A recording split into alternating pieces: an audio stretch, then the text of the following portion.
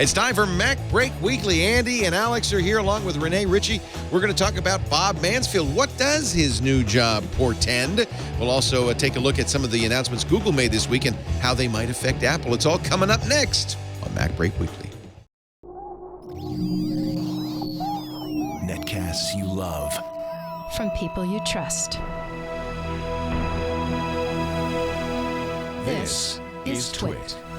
Bandwidth for MacBreak Weekly is provided by CacheFly at CACHEFLY.com.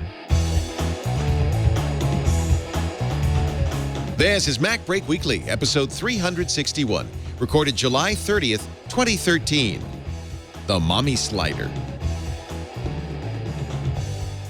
MacBreak Weekly is brought to you by Shutterstock.com with over 26 million high-quality stock photos, illustrations, vectors, and video clips. Shutterstock helps take your creative project to the next level. For 30% off your new account, go to Shutterstock.com and use the offer code MacBreak7. And by the new PDF Pen 6, the powerful all-purpose PDF editing tool from Smile. You can add signatures, make changes, correct typos, fill out forms, and more. And now with version 6, you can export your PDFs to Microsoft Word format. Learn more at smilesoftware.com/MacBreak. It's time for MacBreak Weekly, the show that covers Apple and Macintosh needs. And as Web 2028 just said in our chat room, I enjoy the program, but maybe you should go on hiatus until actually Apple announces anything to talk about. Oh, but there's always something to talk about. That's Alex Lindsay who says there is, and you're right, always something. We always come into every one of these going, there's nothing to talk about, and then we talk for hours about nothing. Weird period where, well, there's stuff to talk about, but soon we'll be in, because now we have the quarterly results and stuff, but soon they'll be in the weird period where we're just waiting for Apple to make an announcement. Yes. And that is next month, probably. That's yes. Renee Ritchie's also here for imore.com. Good news about Renee is that he already knows what Apple's going to say, so we're set. We'll just ask him, and then he'll tug his ear or something like that. He is the king of the Apple rumors. Hi, Renee. Hey, Leo, how are y'all? Pat one of those imaginary dogs that Andy keeps using. It's so useful. Actually, I think it's been tough, has it not, for the rumor mill? Tim Cook seems to have locked things down a little bit. I mean, it depends on the kind of rumors. The only hard thing for me is that I agree to the NDA, and then I can't talk about a bunch of stuff that people find out through code sniffing as opposed to actual, those kind of leaks. But it's still been an interesting couple months. I'm never doing another NDA. Andy Ihnatko is here from the Chicago Sun-Times. He writes for a living, so he has to do NDAs because there's things like deadlines and lead time. Yes, and they are bummers on many levels. Although Renee, you signed the NDA, but you have the picture of a certain screenshot of certain NDA software OS product right there on the screen behind you. It's a fake taken from Apple.com, so I'm okay. This is pure manipulation of press photos. It's a parody. Yes. It's a derivative work, similar to but not identical to. And it confuses people because there's no carrier symbols on them. None of the Apple's pictures have carrier symbols. So yeah. So what are we supposed to infer from that? No more carriers. It's true that Apple has kept a very good lid. They've dealt and Tim Cook said this a year ago, I'm going to double down on secrecy, and they've done it in the U.S. very hard with suppliers. Yeah. And that's what Motorola told me. I said, I promised not to leak anything at this event that I didn't attend. And then they said, well, we're not so much worried about you. The problem is the carriers all have the phone. Right. And you can and the carriers, a lot of people will see it, and they really can't keep it. Oh, and the problem is that there's a lot of single suppliers. So, you can't, if something gets out of Foxconn, it's not like you can say, we're taking our business somewhere else. Right. Screw you. You pretty much have to go, we're really disappointed that you did that. Last week we saw and you probably saw this, Renee, a picture of a glass plate that it was clearly in a Foxconn or some Chinese plant for the Nokia widescreen Nokia Windows phone, and it said, you can't. How are you going to stop that? My favorite last week is the supplier. They did a report on labor conditions at not Foxconn, but I forget the name of the other factory. Pegatron. Yeah. Pegatron, yeah, and they were talking about Apple assembling the low-cost plastic iPhone in the report, 3 different places. You can't help it when those labor guys come in there and right. Did they talk about specs or anything like that? No, but I mean, and some people said, "Oh, it's the 3GS," but the 3GS was discontinued. He applied a coating to the back of the plastic phone. Apple's soon-to-be-delivered plastic phone is going to. Oh my God! Right. So if they're building it at Pegatron, that would mean what? Shipping September, October? Well, let's just be glad they're not building it Megatron. Then we really have to That's all I'm saying. I want a Transformer phone. Well, that's clearly an LG name, right? The Optimus, and they got to have a Megatron next. Yes. So last week, Google had an event where they announced a new 7-inch tablet, the Nexus 7. They announced Android 4.3. They announced Chromecast, which goes straight against Apple TV. Not as capable yet, but potentially could be threatening. This week, Motorola is going to have its event on Thursday. Andy's going to that. And we'll finally see the Moto X phone, although that's been leaked like crazy. I don't know. Actually, I do know there's some stuff that has not been leaked. Some very interesting stuff that's not been leaked. So there will be a product reveal a little bit.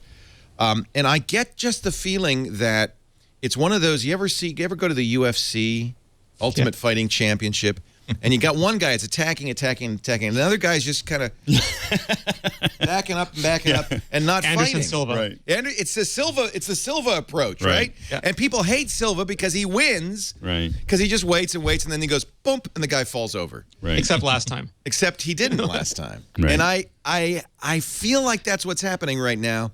If Google and Apple were in the ring together, right. Google's just going bam, bam, bam, and Apple's just, Right. Actually, I don't even see Apple doing anything. I think Apple just like. Yeah, but Apple, Google's in the same position that Apple was in like 5 years ago, where Apple didn't have a phone, they didn't have a tablet, they didn't have a TV solution, they didn't have a really good video store, or at least they're starting to pick up, but it wasn't really there yet. And so it's big news when Google releases a TV product that isn't a piece of junk and is affordable and it's actually useful. It's big news when they come out with a tablet that's better than that's significantly better than the one they have before.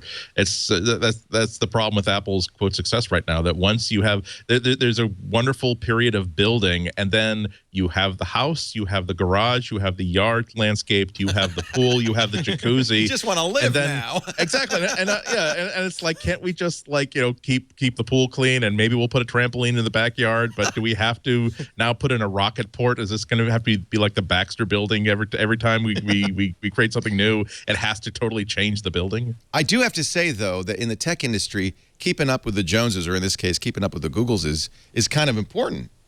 Right? Or not? Maybe not. Maybe for real. Maybe just for us, because we're tech journalists. Well, we have an insatiable maw. Really. I think that the interesting thing is, I think that Apple. I think there is a pressure to continue to innovate, but I think that what's interesting about Apple is they're not really trying to do what everyone else is doing. They're not trying to copy anybody else. They're thinking about what they want to add to the next, the next layer of whatever they're doing. It sounds like fingerprint is going to be one of those things. Well, I don't know if I believe that. We'll see. We'll see. I don't. But but you are right, Alex. Now that you have all these things here, it's new. You no longer have to build infrastructure. Now you can do things that take advantage of that infrastructure. So now's the time for something like iWork in the cloud, because now you have a multitude of devices that can easily accept iWork display windows and editing windows. What can you do with that? What can you do with Apple TV as a presentation device, not only, and as a game device, not only as a way of the 11th way in your house to access Netflix? Yeah, and I'm kind of amazed that we haven't seen something, especially with games, where your iPhone is really a controller for your your Apple TV for games. Yeah, you can actually play multi-person. Not for the Apple TV, no, but for the iPad though. When I think they don't let you do that on the Apple TV. I think that's feel like the problem. I feel like there's there's probably some big grand plan that we don't know about, but I'm kind of amazed that you have an iOS device sitting on all these TVs that they don't let you, just install apps. Apps on your TV, I think, would be pretty revolutionary. And I think that, the TV manufacturers are trying to do that, and they haven't been very successful, because I don't even know how to do it. Every TV I have, I think, has apps, and I don't know how to get to them. But I know how to get to my Apple TV, and if there were games on there, if I could play Angry Birds with my kids. And I know. Using my that would be, I think that's a game changer. And I don't think you need to build a TV to do that. I think you have an Apple TV now. In programming world, there are kind of opposing philosophies. One of which is gaining ascendancy, which is build fast, break it, and fix it. Right. Build, release, fix. Build, release, fix. And it's a iterative cycle. And we've seen it now produce some really amazing things on the web very, very, very, very quickly. Right. Google's clearly adopted that philosophy, whereas Apple is more old school, where build it, perfect it, but do it so in private, and then release it. The problem with that is you don't get real people hammering on it in the quantity that you'd like to see. I think Microsoft fell prey to that, and they have a very wide open beta, but nevertheless, Windows 8 really showed a lack of insight into what its end users were looking for, hence 8.1. I feel like that what Google has done, Google TV crap. Not crap. Actually, I liked it, but not what people were looking for. It wasn't a consumer product. It just wasn't an evocative product. The queue then follows it and is so bad and so overpriced, it's never even released. And then Chromecast, and it feels to me, it's one of those guys who's in the on deck circle. He's got massive forearms, and he's scary looking. Right. And it looks like he could step to the plate and hit it out of the park. And it's all potential right now because it's only Netflix, YouTube, Google stuff, Google Play, and eventually it's going to be Pandora. Vimeo apparently is on the way. HBO US only. On the way. And it's US only. Well, US only. You know what? All TV products start that way just because of the crazy rights. Oh my issues. gosh, it's insane. But overseas. Google doesn't have to stay US only because Google's doing something so different from the way Apple TV is. And remember when Apple TV came out, I said, God, I wish they'd let us buy apps. Right. If it's iOS, make it iOS. And I said the same thing on Google TV. They kind of had app stores, but it was like you had to be designed for TV, so it was very limited. This now, any app that's playing on iOS or Android can be Chromecast enabled. The SDK and API are open, easily adopted. Our own Houdini 7 is working right now on the Twit TV app. Actually, I'd love to get feedback from you, Craig, when you get a chance, how hard this is. It doesn't look hard. If suddenly all of your apps on iOS and Android and on Chrome, all the extensions work with the Chromecast, the universe of potential is huge. Yeah, that's the really scary thing from the point of view of anybody whose career is invested in Apple TV, that this is a device that costs $35 stinking dollars. $35 for the cost of one Apple TV. You could conceivably have every TV in your house set up for Chromecast. And when you're buying it with the knowledge that it's not going to be a huge deal for HBO Go to be delivered to this device. They don't have to make a deal with Apple. They don't have to make a deal with Roku. The owners of Chromecast don't have to push out a system update. It's just that HBO has to make the decision that they want this to happen on their mobile app, and it happens. The matter of fact, so essentially that means that this device could come up to speed way faster than Apple TV took. Look how long it took for Apple TV to get HBO, which is one of the seminal apps for streaming video. It looks like the only real limitation that this device has is does HBO have certain deals? Is this an intimate enough TV device that HBO's deals with the cable companies would kind of screw up they're supporting it? And right now it looks like that's not the case, but I have been told by attorneys that you never know how deep it's a lot of times it's a lot like a Mob City turf. It's not so much what will fly, what won't fly, but you have to make sure that you're not going to offend one of your friendly business partners by supporting something before that they've communicated that, yeah, it's fine, go ahead, support this device. We don't care. Yeah, because they did that with Google TV. The Hulu blocked it. Almost. Well, yeah, and this, I mean, right now it looks like it's hard because you can just broadcast anything from Chrome to the Chrome TV. But, Andy is saying an idyllic future that I wish we all lived in, but the content providers have shown over and over again, they're so change adverse, so fearful, and so controlling that, HBO may just decide, we don't want to be on Google TV. We got to talk. Here's what's happening. No. You got to understand. Here's what's happening. The content providers want to do this, but they can't because they need the money from the cable companies. Sure. And they know they get cut off. Okay. But what Google's doing is saying, okay, no problem, we'll wait. We're just going to give you a great platform.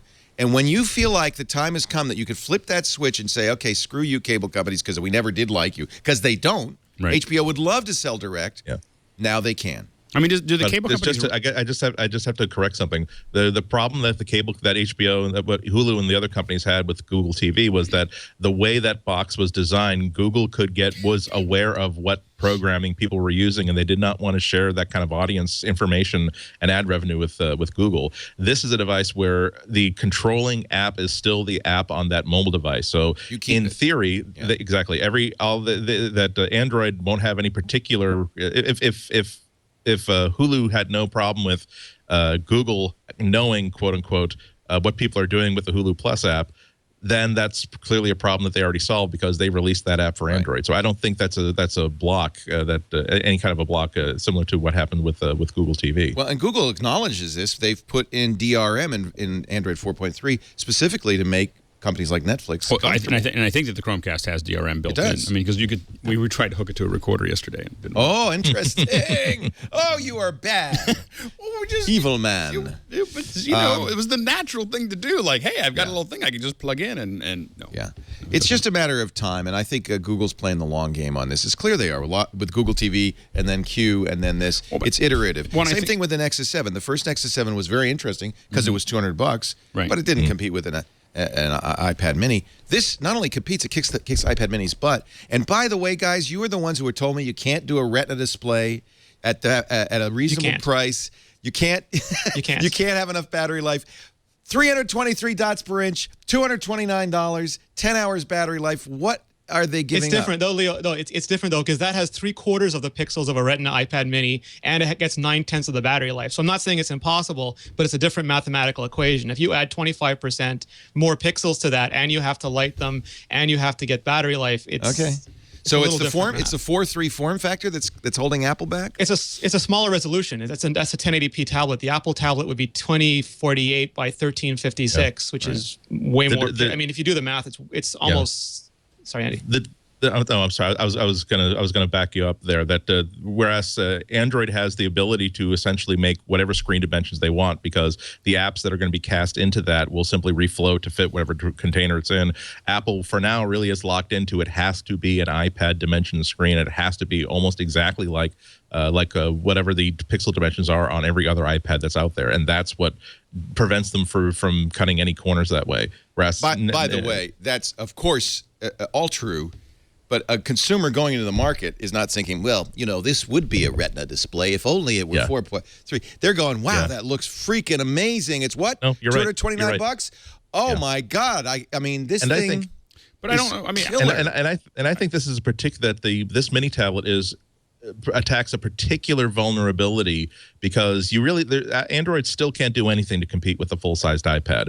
To me, and this is my opinion, and people can disagree with it, but I'm very, very confident about this. Both the iPad Mini and the Nexus 7 have a sub-perfect answer to the question of how do you create tablet apps for a smaller screen, because as we all know, there are very few tablet Nexus 7 optimized apps out there. The good news is that this method of reflowing a mobile app so that it fits those dimensions actually works well. There are very, very few true failures where it just seems like a scaled up phone app, but it's still not really taking advantage of that.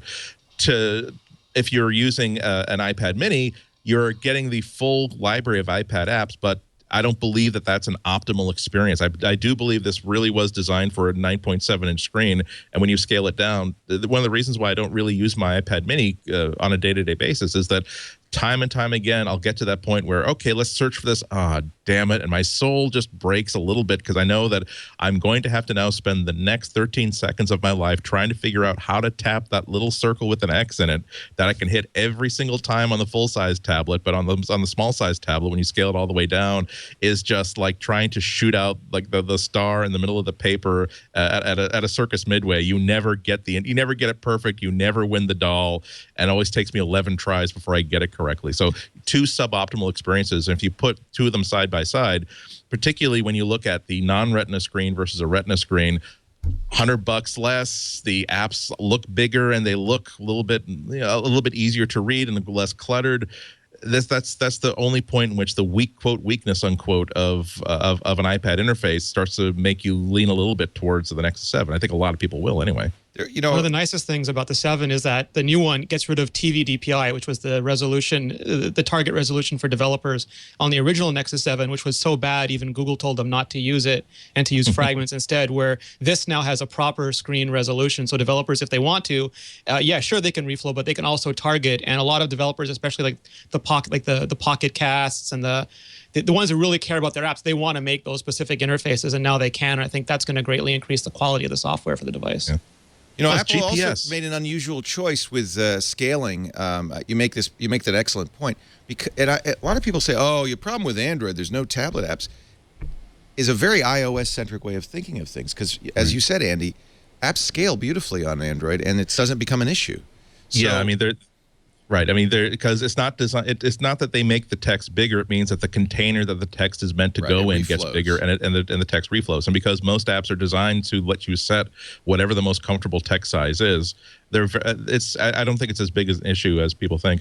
And also, I kind of encountered this just the other day. It arrived like first thing Thursday morning. I was going out to dinner like later on that night. And I was shocked to find out this is actually, not only does this fit in my back pocket, it actually fits in my shirt pocket. I mean, not completely, but I can carry it. Yeah, I can carry it. I can actually carry it in my shirt pocket, so I don't feel like I'm going to break it when I sit down on top of it. The iPad Mini is just big enough that I almost still usually have to have a special case for it. I do wear the special like 511 tactical pants that have pockets that they're so big that I do kangaroo pants. Yeah, I know. I have one of these before they modified the design slightly. There's one pair in the collection that I can actually just barely get a full-sized iPad into, but those don't count. And when you show people that this is small enough that you will be able to simply carry this in whatever piece of clothing, whatever jacket pocket you have, you're not going to have to come in with your winter wardrobe to make sure that this is going to fit in your inside jacket pocket. There are a lot of interesting things that I really think that make the Nexus 7 exactly as good as the iPad Mini. For different reasons, of course, but I think that you can't really say that one is better than the other. Well, it's I still have the original Nexus 7, and I stopped using it just because they didn't have landscape support at launch, and they didn't have LTE, and I use my iPad as the world's biggest MiFi all the time, and they solved both those problems because it looks like they even put the logo horizontally now for landscape, and it's going to have full cellular. It's like them saying, "Yeah, you really do want this." They rotated the logo. So this isn't a Google show, but the point being that Apple is, I think, a little bit on the ropes, and I think when you see this new Moto X phone. People are going to say many of the same things. I think there's a lot of pressure. I think huge pressure. I think a lot of people. I wouldn't say on the ropes. No, I would say that now they rest. Just a couple of years ago, even just a couple of years ago, I would have to say, for instance, about the iPhone, that this is the best phone you can buy. If for whatever reason this is not the right phone for you, here are some alternatives. Now, in category after category after category, they don't really walk away with the win. It's like Larry Bird in the last 6 years of his career. I'm sorry, the start of the end of his career, meaning that he's still incredibly competitive, but he's not. There's not an implicit understanding that if he's on the court, he's going to get the ball and he's going to put points on the board. Apple really does have to walk its way through every single argument that here is why the iPad Mini is still the best small tablet you can buy. Here's why the iPhone 5S, the iPhone 6 is still the best phone you can buy. They can't just simply blow past. We think it's the best camera in every phone ever made, and then move on to your new Istanbul store opening. They really have to now sell those points of here's why you buy an Apple device, and it's not just because of magic pixie dust. It's because of so much thought that we put into it and the features that you get from it. The interesting thing to me is how, Apple commoditized software with the App Store, and that means that people buy more iPhones because, look, so much cheap software to use. And Google knows exactly how to hurt Apple. They put out new stuff before Apple does their product cycle, so Apple stuff looks as old and outdated as possible when they release it. And they put the price as low as possible because Google doesn't make their money off hardware, and buying a lot of cheap hardware helps people use Google services. So the Chromecast can be $35, and this tablet can be $229 because Google's making their money off of services. Amazon, but that's very hard for Apple. Yeah, absolutely. And that's very hard for Apple to compete against because they're making their money off hardware margins. Well, but I wonder how much of Apple's business is. Well, I mean, I think that's changing because they're making so much money on iTunes now that maybe they are becoming more of a services company. Well, but I also think that the two big markets for Apple, when they're thinking about their products, and I don't know what they're thinking, but my opinion of what they're thinking is, number one are people who already own Apple products. So like for my day to day, I mean, I ordered a couple Nexus 7s for use in the company. We do a lot of stuff. I'd be curious, for instance, if your kids who are real iPad fanatics, that's the whole thing, if they can use it. And I'm going to let them play with it and see where they go with it. My son has gotten pretty agile with both the TV and he does things with the TV that I can't figure out how to undo. so anyway, but that's he's what, 3? Yeah, he's 5. he's just like cranks. Oh yeah, Dad, you don't understand. Yeah, What no, you have like, to do is your no, foot. here's the worst part is I've already gotten to the point where he goes, "Give me the controller. Oh, give me the controller. Give me the controller. Give me the controller." Like yeah, and he takes it and he just goes, boom, boom, boom, boom, boom, you know, and he just he just sits there works his way. But the so I think that he'd probably be fine. But I don't know if. I'm still not convinced that the Android is that. My daughter, when she was 2 years old, was very comfortably finding her apps, of what she wanted on an iPad. And I'm not totally clear that would happen with an Android. I'm still not sold on that. I'm also not sold that. So I think simplicity is an important piece, and I think their own market. So like I'm locked in a lot of ways. Like it'd be very hard for me to replace everything I have on my iPads. On a Nexus. You use some specialty stuff. No, but I'm saying, I agree. If you're a DJ, you need it. No, what I mean. Well, what are the apps that you have to have, but that are not specialty apps? Well, I mean, they're all free and available on the Android. Okay, I'll have to look at that. I mean, I just I have so much. iTunes. iTunes is not available. In the back of my head, what I have is I've got probably. But by the way, Google Music has all your music and has radio. But okay, I'm not. But I have 90. Well, I use Spotify, so I don't really think about buying music. But $7.99 Google Music. But by the way, I can Chromecast it. I've been playing it on my stereo since the Chromecast came out. That is mind-boggling. That is awesome. Yeah. Rock and roll. Okay, and the but the and like this is why it's so important to play to do these things is because, for instance, for Spotify, I don't look at the cost of it. I look at the fact that I've spent a lot of time building those playlists, and I don't really want to do it again. Yeah, there is investment. An ecosystem right now is the key. Yeah, it is key thing. And that's the thing that Apple did right early on is that I've got 90 to 100 movies on iTunes. I have 450 or 500 apps. I have it's like a lot of which I purchased, and I'm not that excited about reinvesting that, or trying to find it or whatever. So I do use Android. I mean, I have an Android phone. I have a Nexus, I just ordered a Nexus. So I use the stuff, but I don't use them in the same way that I use my iOS app. Right. Like, and I think that's the thing that I notice. But I think that simplicity. But I also think that people returning. So what Apple has to make something good enough so a lot of us go, oh, we're going to get the next phone. Like we're going to upgrade to the next one, or we're going to upgrade to the next iPad. Like the last iPad 4, I didn't upgrade. I do market research all the time on this, and I yesterday got my teeth cleaned. So the dental technician's asking me. She says, "My phone is up." I said, I said, "There's some really exciting new phones coming." I'm thinking iPhone 5C or whatever they're going to call it, and the Moto X, the Note 3. I said, "What do you have?" She says, "An iPhone 4." She said, "And I'm due for my upgrade." And my fiance is also, he's Android, she said, which is interesting. And he's looking. And very willing to change. And I think this is something that should scare Apple a little bit. For a long time, people were like Jeff Needles over here, said, take my, you can have my iPhone when you could pry it from my cold, dead fingers. You still say that, Jeff? Yeah. Although didn't you ask me, didn't you say if you're not going to use that HTC One, I'll take it? Yeah, said that about BlackBerry for years. But I do think that in the general populace, where it was that way, it's starting to shift. And my biggest question is Google getting in the hardware business? I think they have to. That's a very odd thing. And is Apple getting in the services business? It seems to be Microsoft's getting into hardware. Well, but I think there's a shifting. I think the integrated solution is not very successfully, admittedly. Having an integrated solution is really important because it's no longer about ecosystem. Microsoft has proven in a lot of ways, what was wrong with building only software and letting everybody build hardware. And Android, I think, to some degree, is going to continue to become more of proof of that, which is that you get fragmented hardware. I mean, Google has this issue now when they run an update of how many people are actually updating. When Apple runs an update, everybody updates. And so I think that Google has to take more and more control over the hardware so that they can create that seamless experience between the hardware and software that I don't think you can get when you have phone companies crippling half your software and not upgrading and all those other things. Notice, by the way, Google moving more towards these Google Edition. Now they have 3 Google Edition phones. Yep. And wait for the Google Now, Google Plus phone, Leo. I mean, I really think Google. God, I wish I could talk to you about this stuff, but I can't, so we're going to take a break. We'll talk next week. I'm not under NDA. I can say anything. You can say anything. And I think that's a hell of a play, right? Google Now, Google that's a hell of a play, wouldn't it be? Yeah. Wouldn't that be interesting? Wouldn't that be very interesting? Be way better than a Facebook home phone.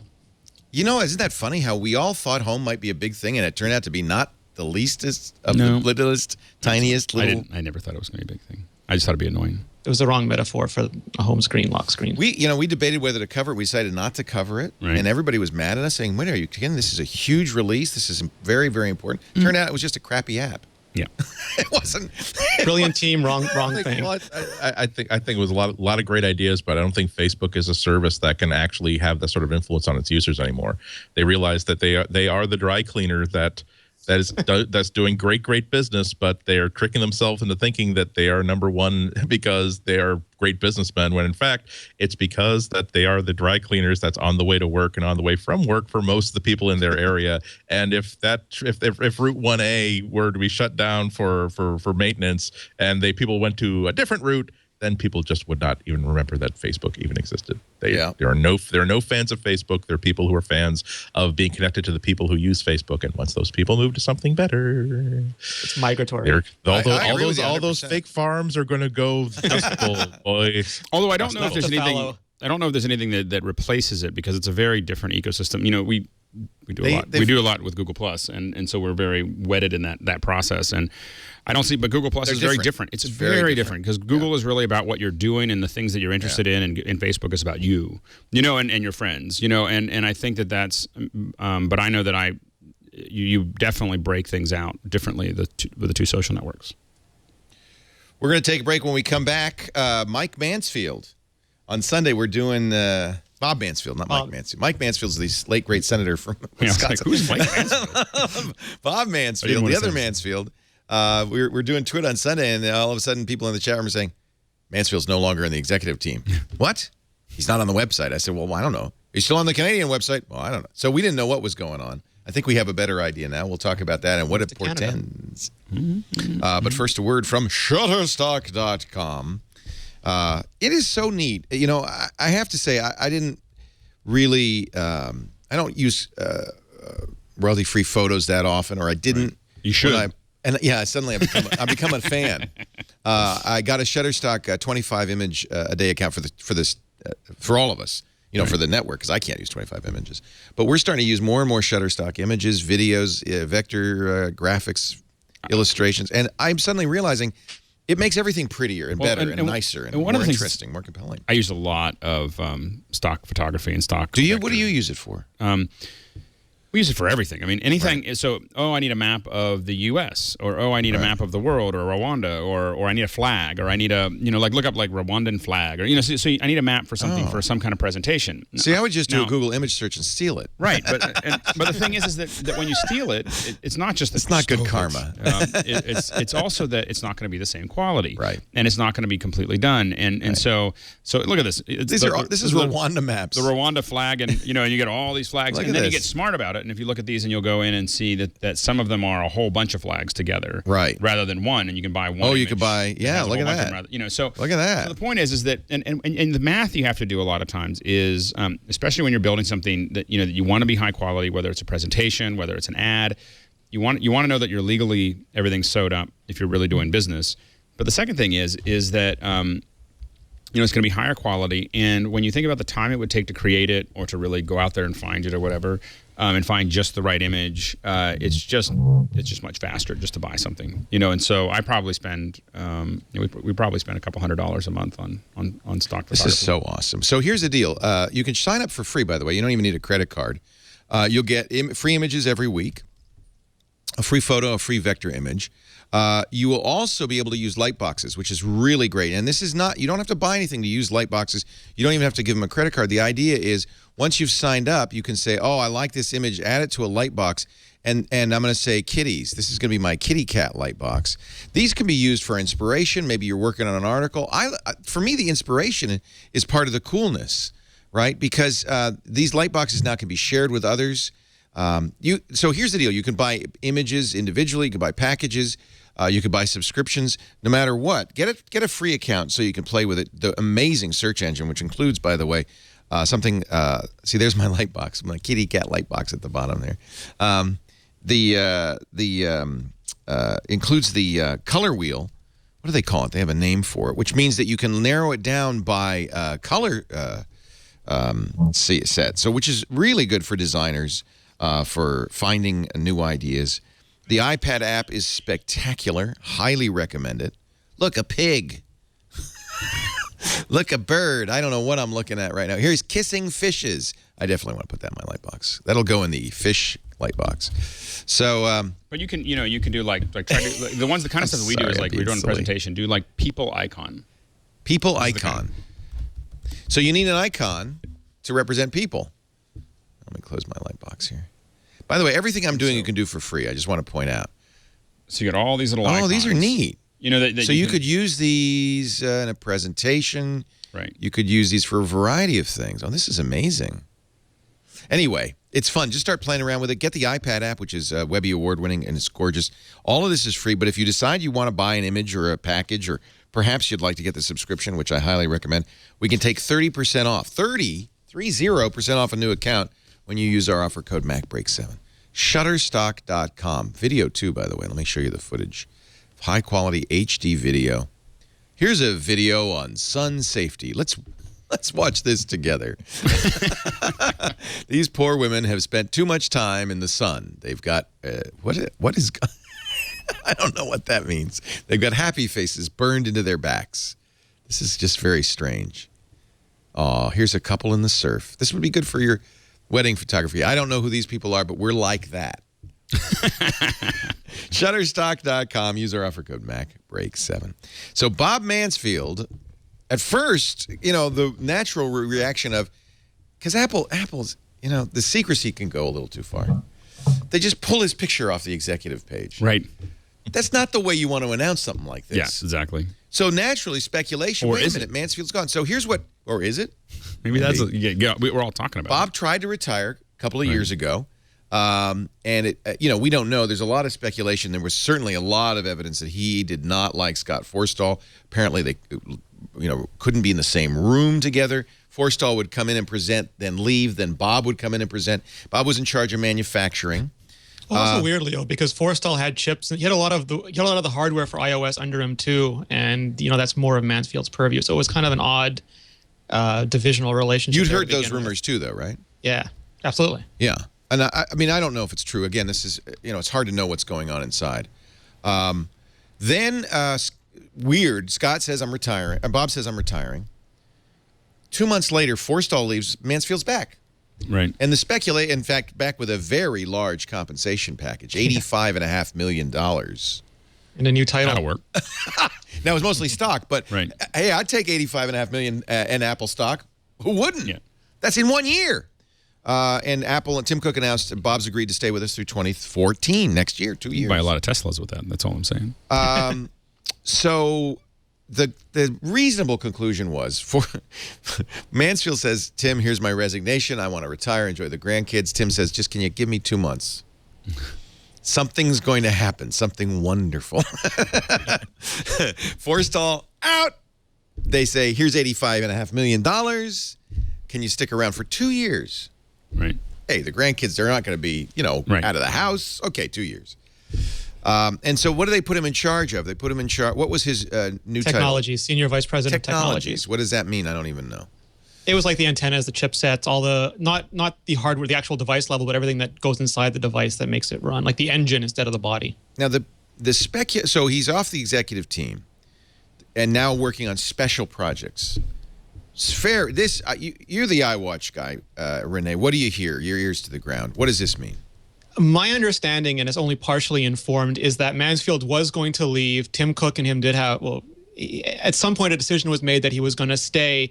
The transition to Dan Riccio, who was taking over for him in his old position, wasn't going as smoothly as they hoped. And Tim Cook wanted to really remake Apple in sort of like the way Steve Jobs did, where he did, you know, portable desktop consumer business. He wanted to have that same grid where they had technology, design, software, hardware, and Mansfield fit very neatly in that. So he agreed to come back and he agreed to have this position, but it wasn't a long-term thing. It was a transitional thing.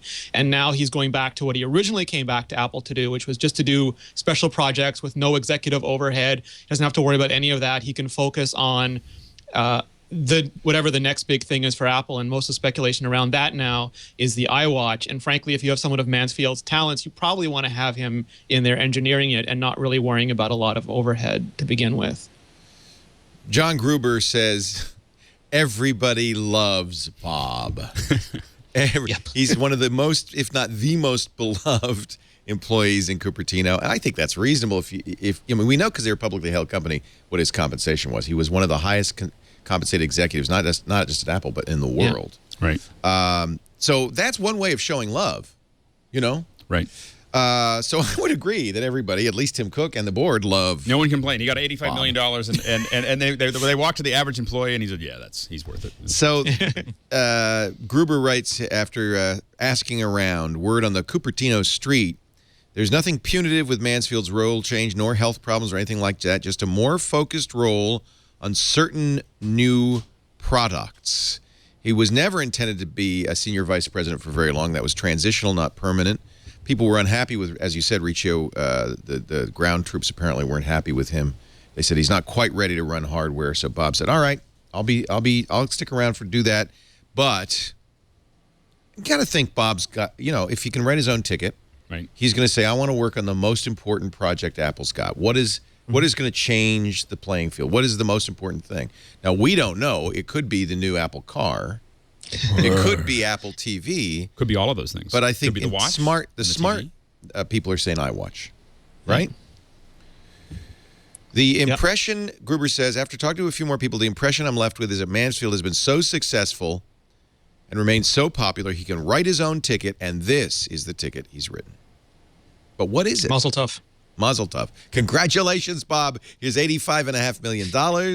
Yeah. Make me a watch. Make me a watch. This is why whenever there are these executive shakeups in this industry and other industries, people always go to the soap opera answer instead of the it's possible that this person, after making a hell of a lot of money, is driven less by his position inside a company and more by what he wants to do with the 10, 20, 30, or 40 years he or she has left with the rest of his life.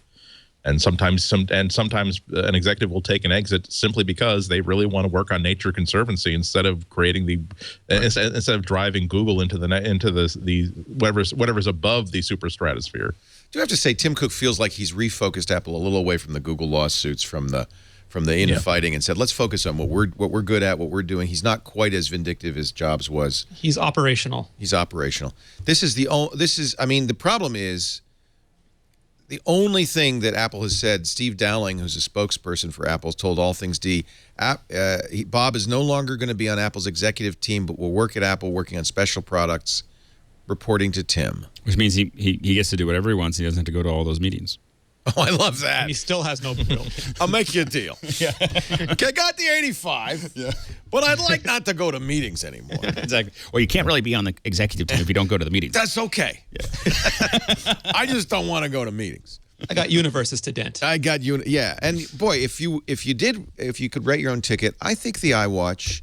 I'm still not convinced, but I would guess that Apple's betting the farm on it. Yeah, maybe not. Maybe it's a hobby.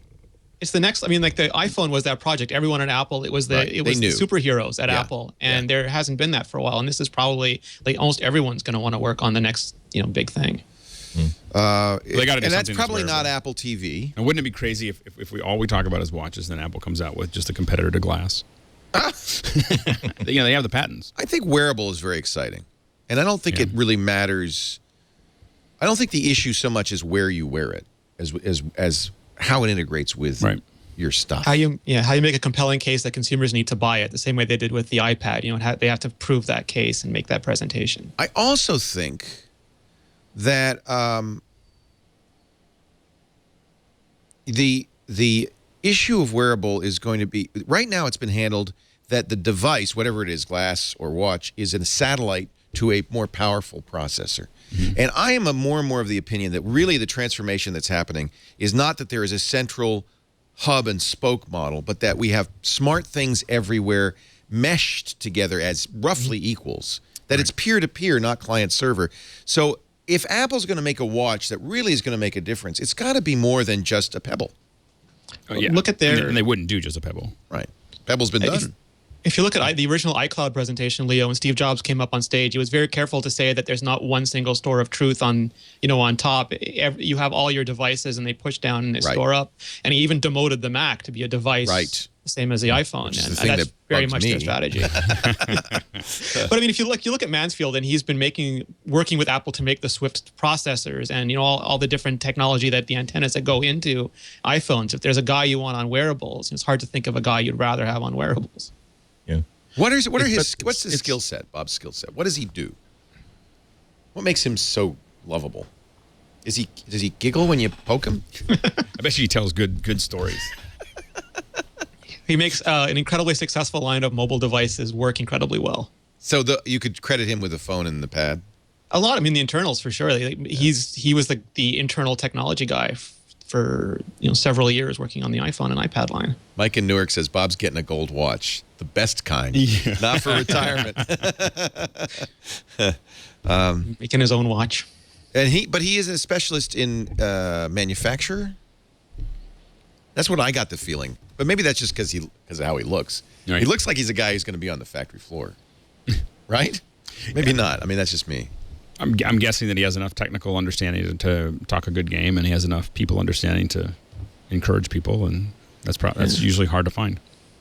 If you look at the videos, Johnny Ive would explain what it looks like and how it was supposed to be used, and Mansfield would explain why all that worked. Right. That's right. That was the differing roles they took, wasn't it? Those videos are the roadmap of the new Apple. Exactly.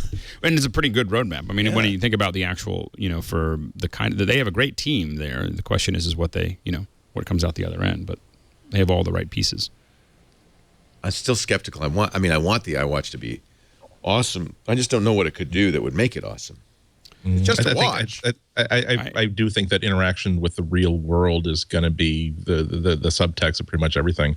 One thing that occurred to me about the Chromecast is that it does what it does exceptionally well. But if you think about it, at that price point, maybe a lot of people are going to have them on every TV that they have inside the house. I bought 5 and now, of them. Well, yeah, I accidentally bought 3 because I did not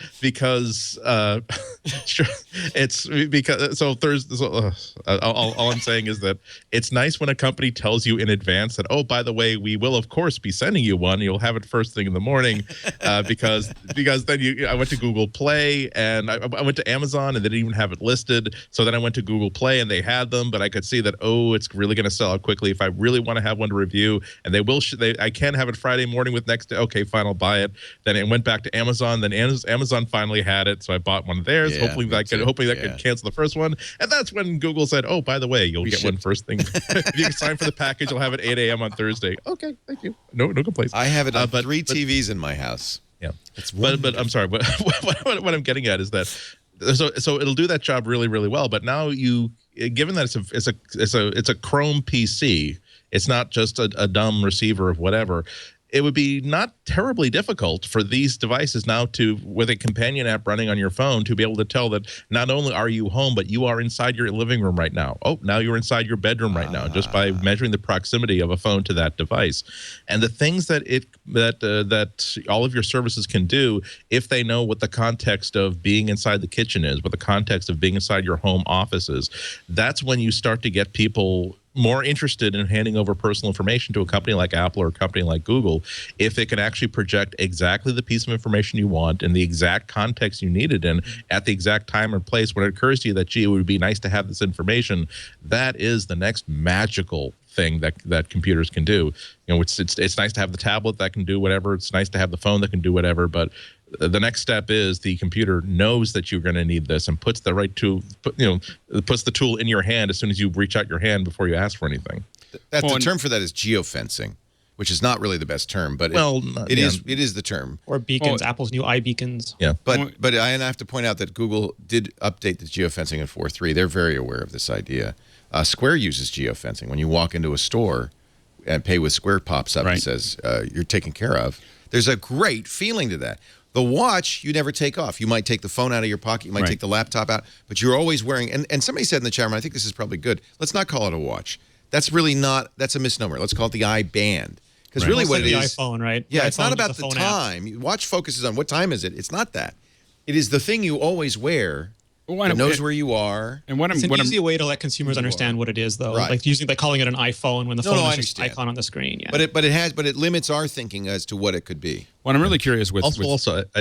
I don't think Apple would create a product that doesn't do anything in and of itself. So even if they just had to put like a cheap like 2-cent LCD on it that gives you the time of day, they would definitely have it do something. And they do a lot cooler than that, but they would have to at least tell you the time. One of the things I'm really curious about is when you think about things like AirPlay, being able to have stuff on your watch that you can then then all your screens become something that are accessible. So you're not really so you have a screen, but you're not you have something that can tie into those screens. That's what we were talking about last time, Alex, with iOS in the car is basically bidirectional AirPlay. So no longer it's just a projection, but it's actually the interface gets put on a different screen, and you can start thinking about iOS anywhere, not just iOS in the car. Right.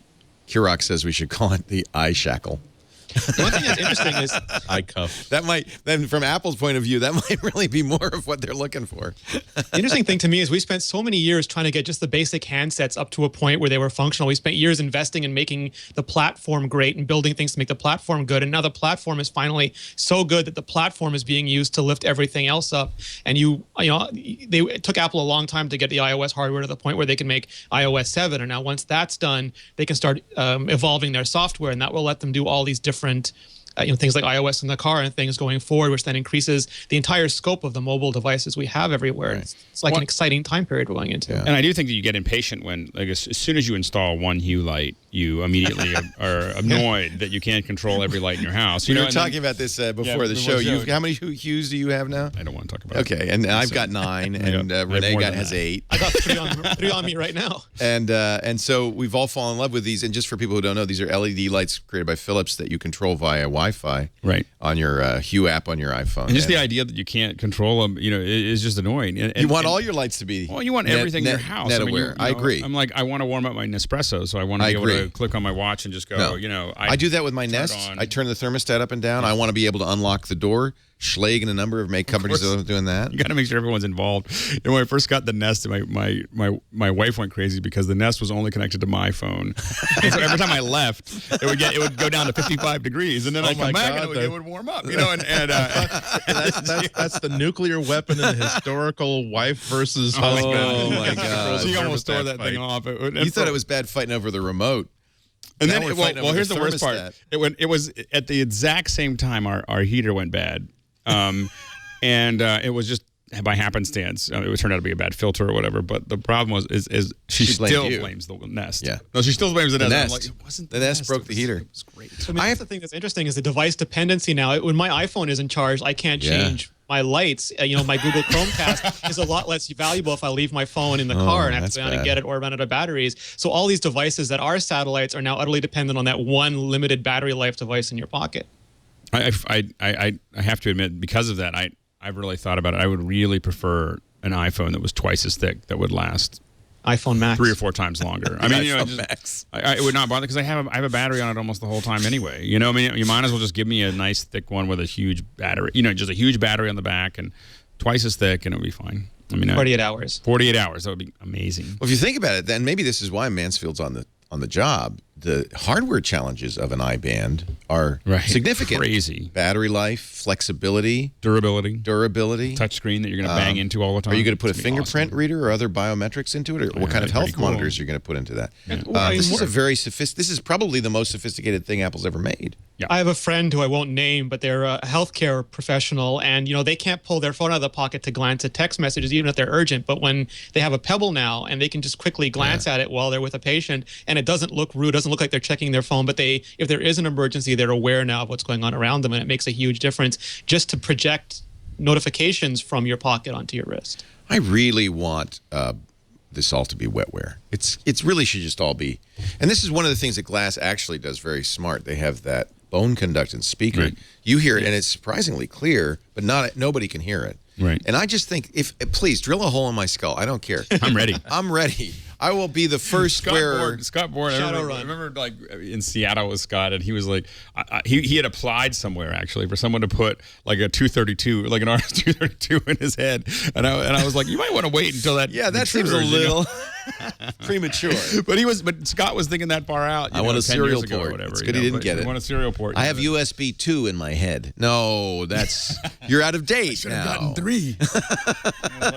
I'm waiting for Thunderbolt 2. You don't want to know where the Scuzzy Terminator goes.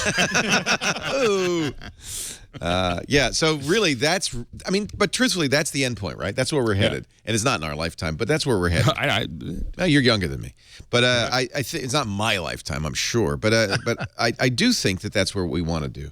What we want to do is we ultimately want to internalize the intelligence. We want an internet-connected brain. I think connected to all of our internet-connected devices. Well, I think that we slowly want to keep on adding what we do in reality, and then we're going to just start creating virtual reality that looks like just like the reality. Well, that's what happened. We're in that one already. That happened. We forgot. Don't you remember?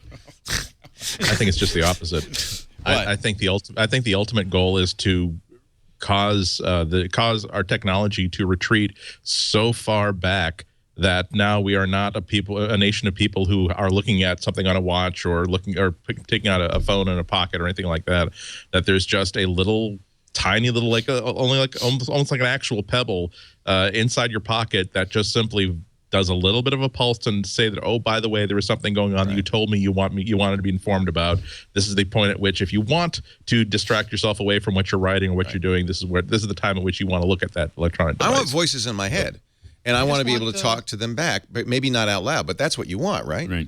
I want to say, hey, Leo, your mom called. Oh, yeah. And because you're busy. By the way, this is exactly that Knowledge Navigator video John Scully made. Right. Leo, your mom called, and I knew you were busy doing MacBreak Weekly, so I said, Mom, Leo loves you, and he's going to call you as soon as he can. I can't do that, Leo. And then I'll say, thank you, Hal. No, that's why. What you really do is you walk up to someone and it goes, and you just hear the little voice says, Bob. Yes. Hi, Bob. Yes. Ask about Joan. It's Jarvis from Iron Man. That's what we all want, is that Jarvis system from Iron Man. Right, we want Jarvis. After wearing glass for about a month, it really occurred to me that if someone made a really decent bone conductive like Bluetooth headset, where something like what you're wearing right now, Leo, where it's really difficult for someone to tell that you're wearing an earpiece, but I don't want something to go inside my ear. I just want it can hang off of my ear, be hidden by the back of it, so that I can walk, I can talk, nobody knows I'm wearing this. Also, my actual ear canal is open so that I can be walking through taking this wonderful nature walk and be hearing the birds without anything impeding that. And just simply has the ability to, again, put a little bug in my ear and say, "Oh, by the way, you wanted to know that the Darth Vader ceramic mug that's auctioned on eBay is about to expire. So you wanted me to tell you that." And also a microphone where you could simply say, where is the memorial to George Robert Shaw inside this park? And from the context, it will tell you that it can tell you where you are, and will simply say that it is down this path and to the right. You had one against your throat, like a throat mic. I mean, I've ever used the throat mic, but with a throat mic. I've seen World War II movies. Oh, okay. But if you had one, so if you had a mic here and a bone conductor there. This is the Esteem hearing aid. I haven't used this, but I've heard many people talk about this. This is a implant that goes in under your. It's a subdermal, and the sound goes in the ear, and the subdermal implant is actually interacting via wires with your cochlea. Nobody can see it. It's just taking information from your eardrum and helping you process it. Cybernetics. Yeah. Now that exists. That's for people with hearing difficulties. Certain kinds of hearing difficulties, not all, obviously. I'm just not sure that anybody would. I think that we're 2 generations away from anybody being welcoming that as a consumer product, as a voluntary device. I'm sorry, not to suggest that a hearing assisted device isn't voluntary, but you know what I mean. Where that my ears are functioning perfectly fine. I want to have surgery to have something that tinkers with that, because I want my gadget to be able to talk to me. I'll take it. Where is it? I think you're going to need to already. I don't know. Already, we're seeing the first disasters of the Black Hat Con. People are going to be showing off ways of pwning the control systems inside cars, and essentially causing the steering wheel to jerk to the left, or to slam on the brakes, or to turn off the brakes entirely remotely. A lot of people are going to have to become really have a different relationship with technology before they'll trust something that's implanted inside even their more body to the point, there was going to be a presentation at Black Hat on hacking pacemakers. Yeah. But, remember in the early days, one of the reasons we have security flaws in desktops and we don't have it so much in mobile is because desktops were designed before these were real threats. Right. And the mobiles, they knew about it, and so they're much more secure. And I think the medical implant devices, they're going to be aware of it. It's not so hard to make it.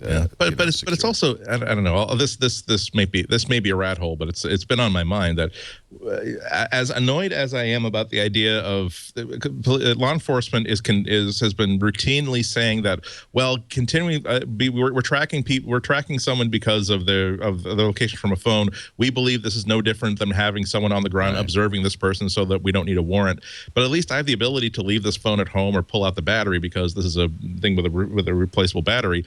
If they simply say that, well, you know what, because there's a diagnostic mode on this pacemaker that allows a doctor within 4 feet with the right device to sense its proximity, we're going to essentially put that technology in our surveillance devices. And now, of course, it's perfectly okay for us to simply say that because we were able to detect the presence of this person's pacemaker implanted inside their body, a device they really don't have the option of taking it out or turning it off or shielding it, and asserting that they don't need a warrant for that sort of stuff. These are the sort of things that are going to keep coming up and coming up and coming up. So I'm not sure that and what happens when you get that sort of implant and once again, a future court decides that a police officer does not need to have a warrant to get access to the audio feed that's coming in through your ears. It seemed ridiculous 20 years ago that cops would have the ability to simply have that to GPS track anybody without asserting a warrant for the need for that information. But now it's happening in certain jurisdictions, and man, a lot of stuff is going to have to change. A lot of stuff is going to have to be addressed before the good stuff can happen. That's what annoys me so much about how slowly technology can develop. If we were able to build whatever we wanted to build beyond our wildest dreams, we could create that utopia. But there's always going to be some individual bad person, good intentioned person, or other agency that can screw it all up and make this impossible to adopt on a wide-scale basis. So, well, on that note, we're going to move on. That was turned on to an advertisement. Yeah, who would love to know everything you're up to? But I think that, this word from the FBI. Well, the funny thing is we just had this kind of a run-in with this in Rwanda. Chris Marler, who's moved there. Who's moved there. Someone stole his iPad and an iPhone. They turned off the iPhone, forgot to turn off the iPad. And so at 2:00 in the morning, he, along with the security team, that's where private security really helps. Yeah. So it turned out it turned out it was one of the security guards. Anyway, so it was one of the guards. Yeah, we didn't know, but it was one of those things like they just given up on it. But he's stolen a couple of other things, and so there's a story on Chris. If you go to Chris Marlar on G+, he wrote it up. But he got it all back? We were talking about it this morning. So they literally are in the middle of some little township in outside of Kigali with an iPad. And like they're following around and they get right to where the two dots are on top of each other, and there's Chris, there's a Rwandan sitting there with an iPad, and there's 12 guys with billy clubs, and they hit the ring, and he hears the ring, you can hear the ring in the house, and suddenly the guy comes running out, and boom, and suddenly they're chasing after him, and they got him. He didn't get hurt. It's Rwanda. It's not other countries, and so he, they arrested him, but it was funny. It was like the guy's calling. Evidently, Chris said the guy's calling. He's like, "We got him." He's like talking to his boss, and he goes, "Yes, we use the Mzungu tracking." Because they had never it took him a while to. He was explaining it to me this morning. He said it took a while to explain to them what was happening. That on his iPad, it was I can see the other iPad. Yeah. But what it was, but now it's been termed in Rwanda as Mzungu tracking. Mzungu. What does that mean? Mzungu is it's a term for white people in Swahili. What are you saying? It's honky tracking. It is. It's pretty. That's actually a pretty even. That's a pretty even term. Oh, that's funny. That's funny. Yeah, we got the Ofe tracker is turned on. Turned on. Oh, that is funny. Lasers to shine refracting that they pick up on, but you got the honky tracker? Yeah, I do. Okay, turn it on. Wow. So anyway, so the thing is that somebody called me, by the way, on the radio show, and said my son's iPhone was stolen, and should we track it down? I said absolutely not. What if the guy has a gun? What if it's you shouldn't track it down. And then I don't think the police, if you go, that's why private security force is more effective. Yeah. If you went to the NYPD and said, hey, I know where my phone is, would you go get it? Right. I think they might not. Get out of here. What are you talking? I'm working here. So I don't know, but maybe the NSA would be the right people to call. They already know. They already know where your phone is. Well, there's been people who have, I think, that have tracked it down and then, being able to tell the police exactly who it is. The funniest one is when you can control the computer and then you can take pictures of the people. And, the Cracker Tracker. Yeah, that was. There's the name. The Cracker Tracker. Thank you, chat room. I would prefer Mzungu Tracker. That's all I'm saying. I like. You're going to run out and trademark Mzungu, that. Yeah.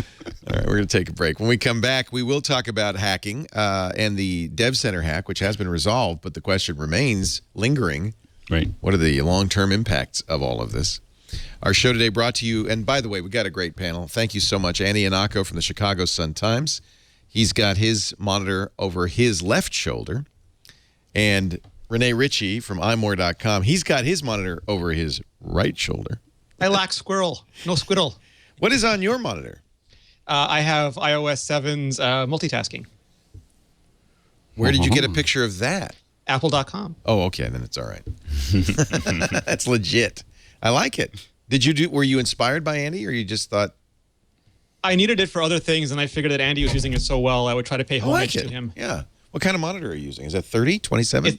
Like Apple stores, I'm using a Samsung. Really? Yep. You use a Samsung in the Apple stores? For the Apple TV demos and for when they make those giant iPhone monitors. And things. Yeah, they have to use a big TV. Until they get the Apple TV out. Yeah. Yeah.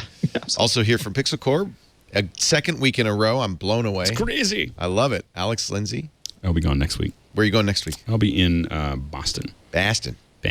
You'll be where? Yes, around, Andy. In what city will you be in? I will be in Boston. We should talk. Well, unfortunately, I'm going to be in Waltham, and that's like 11 miles away. Right. But next time, definitely, though. Definitely. All right. There we go. I mean, I could drive, but I mean, that's like what? Can you take the MTA to Waltham? Quarter gallon. So you should just work on the project with us, Andy. We're looking. We actually are looking to go to Boston. I enjoy projects. All right. This one's fun. Is it like? Did you buy like the big, like huge, like Lego Millennium Falcon? You need people to help you put it together. All I can say is at the end of it, you usually end up with something to eat. I also like something to eat.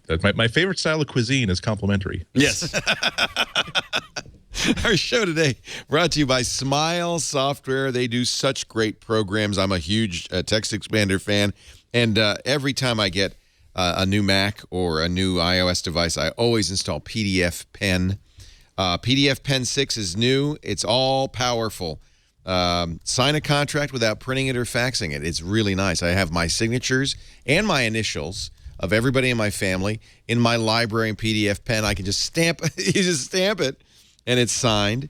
You can edit PDFs without going back to the original document. You can even create and fill out forms, add images, fix typos, resize or delete images. It gives you full control over PDFs.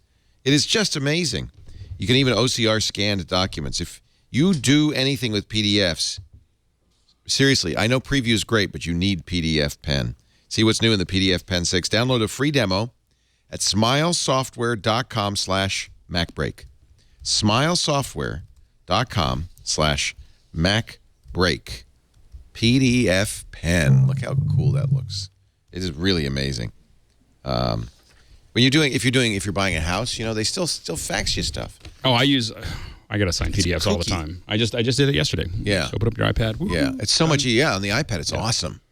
It's just so much easier. PDF Pen, Mac and iOS. Get it, use it, enjoy it. Thank you, Smile Software. Thank you, Jean McDonald. By the way, her Dev Camp for Girls got funded. I think she did it. Let me just check and see. I think she did it last month. Her idea being to get girls writing software, which is such a great idea. Let me see if I got it right here. Jean McDonald App Camp. That's what it was called. appcampforgirls.com. And that makes me really happy. I was kind of okay with only 49% of the population at age 11 being able to outprogram me. Now the other 51%, and the more focused and mature 51%. Okay, great. I'm totally hosed now. So cool. They say inspiring tomorrow's creative software developers. Here's some of the pictures of some of the girls at App Camp. I just think it's a really, really neat idea. Yeah, fantastic. And they're continuing to look for support, so you can go help them out. AppCamp4girls.com. That was from the Kickstarter. She kickstarted it. Yep. Indiegogo. Or Indiegogo? Yeah, that's right. Jean is just a really wonderful person. She works, of course, she's one of the partners at Smile Software. That's made me think of it. I just think that's so cool. Every kid should go to App Developer Camp. That's a cool tool. Did you see that? It was like a widget tool. Yeah, I have one of those here. Yeah. They sold them for a while, let you make your iOS layouts. Look at that. Oh, that's cool. Isn't that a great idea? Spend your summer camp time making friendship apps instead of friendship bracelets. Much better than GIMP. This is from UI Stencils. What a neat idea, uistencils.com. They have iPhone, website, iPad, Android tablet, Android Donut, Windows 8, Windows Phone, Google Chrome stencil. I'm just so afraid of paper now. I know, this is very old school. I was like, oh, but I'll lose it. It's so old school. But you know what a good way to do it. Field notes do not back up to Dropbox. Last week, I added something to my work setup. That is a pad of note paper and a decent pen. And the number of times where I instead of having to wait for the spinning beach ball so I could write down something that someone is telling me during an interview is or I could just actually jot that down. Oh, I know. I just think it's funny how often we suddenly need a pen to draw on something and no one has one. Like everyone's like, I don't have a pen that actually makes. Like Andy, I have the notebook, but I photograph every page that I work on because I'm paranoid about backups. Yeah.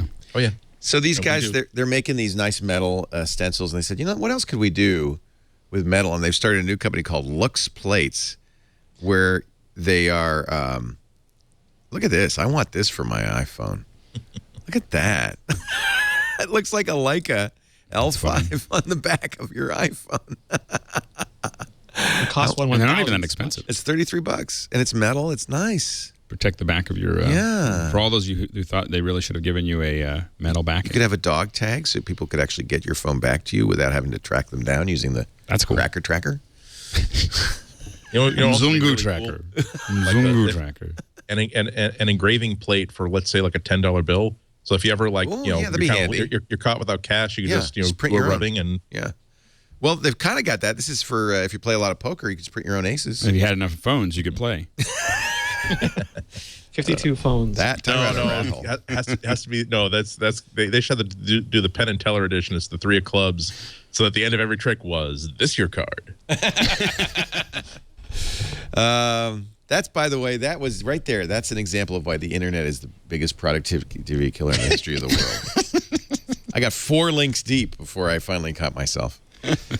Ibrahim Balic, fella who was the first to publicize the App Center hack. Balic is an independent security researcher. He told Apple there's a problem with your dev center and downloaded credentials for 100,000 people just to prove it. Right. Apple got a little miffed. But immediately, their immediate response was to take I remember we talked about this, the iOS Dev Center down. Right. It came back after 8 days. Apple said, we had to rewrite everything, redo our database, everything.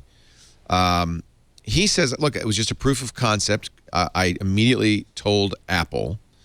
The real question, and I have to say, I saw somebody showed me, and I don't know whether it's real or not, but we had a visitor here from a foreign land, not Balic, but somebody I think who knew him, who showed me logs that showed Apple certificates, dev certificates, the root certificates. And he says he got the root certificates, or not, whoever hacked it got the root certificates. Now, that would be a much more significant flaw. And we'll know if that happened because Apple will have to send out new certificates. And we'll have to refresh the entire App Store. Oh man, it was really complicated. And Nick Arnott, our security writer, interviewed him because it was such a nebulous story to begin with. Right. And it turns out that he didn't the original hack, he filed a bunch of radars with Apple in their bug tracker, and some were for iAd Workbench, which is a different system, and some of it was for the dev portal. And Apple took it down, but we don't know if it's because of him, because some of the stuff he filed was after Apple took it down. Right. He got a bunch of addresses, and you know, the Guardian went and looked at some of the addresses and they weren't valid or they didn't return anything. So it's nebulous, but he did find ways into there, which could suggest that, you know, either Apple was alerted by him or Apple found out that there were other people using similar exploits. But it was serious enough that Apple took the entire thing offline and kept it offline for a long time. Electronic Arts quarterly results came out last week, and it reported shock that it made more money through Apple's App Store than through its own Origin digital download service or any other retailer. That in-app purchases and app sales were the most profitable part of their business for the first time ever. They have racing games, Real Racing 3. They have The Sims Free Play. But it may well be the game that's hooked me for the last 8 months. The Simpsons Tapped Out. I swear it's a bad addiction. It launched in August of last year, so it's been almost exactly a year. They had server problems. They took it down, put it back up. That's when I joined. It made more money in the last 3 months, the three-month quarter ending June 30th, than in any other quarter. Real Racing 3 generated 45 million downloads, about 2 million daily active users. The Sims Free Play, one of the highest grossing games on the iPad. They made $90 million on smartphones and tablets. They don't say how much from iOS, how much from Android. $10 million in the month of June on Simpsons Tapped Out, $50 million total. It makes more money for them than their $60 console games. This is huge and a real good example of the shift to mobile gaming. Yeah, and one of the things that happens with all of these things, just like whether it's people going from MySpace to Facebook or from, you know, digital projection on theaters or whatever, once you reach that point where suddenly people are going, we're making more money over here, then all that investment, all the safe money starts going that direction. Right. You know, and once that safe money is, I don't see how consoles, you know, continue 10 years from now, just because I think we're going to be expecting our phones to be able to do that, which are going to be almost as powerful at that point. Also, look at the mechanism of purchase. Like, you don't have to go somewhere and buy a $60 physical thing. I literally have zero interest in a console. Yeah. You take the device that you already have in your pocket or in your bag. You go to a website. You download a free app, and then just keeps finding ways to get $120 from you instead of $60. Well, that's the key. It's like you have the what the hell, why not sort of reaction that you don't have with a $60 console. That's the key. It's freemium is really proven to be a very good model. Yeah, where the game is free, and they just charge you for upgrades and improvements. Well, and even $1, $2, $3. I mean, all of those things are just easy. I mean, you know, it's and I, you know, that maybe that's a better game on the console, but I can play this one while I'm standing in line. Right. You know, and that's console, by the way, is moving towards non-physical media as well. Both the Xbox One and PlayStation 4 are really emphasized. Would you have spent as much on Simpsons up front as you spent on it in an app over the history? Oh, hell, I've spent $300 on this game. Right. It's not a $300 game. I would never, and I hate to even admit that, it's shameful. Right. But I did it in bits and pieces. And but see, the point is that. But the one thing that I'll say is that would you pay $300 for any game? Right, but ever? No. Here's a great thing. I spent Humans, maybe. I spent $300 on Tempest a long time ago. You know, like, okay. But what I mean by that is that family pinball. It might have been in the 3 years. Oh, I easily dropped $300 in quarters. Yes, you're right. So you're absolutely right. I'm Battlezone. Yeah, breathing a lot less cigarette smoke at home. Mortal Kombat. But I think that what's interesting about that is that it's much easier for us to spend money on something that, because we're using it. The reason we're upgrading it is because we're actually enjoying that time. You know, rather than up front spending $60 to see if we like it or not. I love it. Yeah, it's soothing. I play it every day. Probably, which is the worst admission. How much money I've spent or how much time? Because I've probably spent half an hour a day on that thing over the last year. Right. I could have written a novel. Right. Slot machines at the casino. But if you're writing a novel, that would have been work. And a kid years ago, a kid was trying to explain Guitar Hero to me, and just came with a line that was so brilliant, and I've just reflected upon it so many times in the past that you don't understand. Yes, I could be spending this time learning to play real guitar, but I'm not here. I'm not investing this hour to learn anything. Right. I learn things I'm here to have fun and do things that are not productive, that are just lights flashing and sounds playing, and my hands doing cool things with a plastic controller. And I think you almost could argue that I bought the Nexus 7 specifically to play The Simpsons Tapped Out.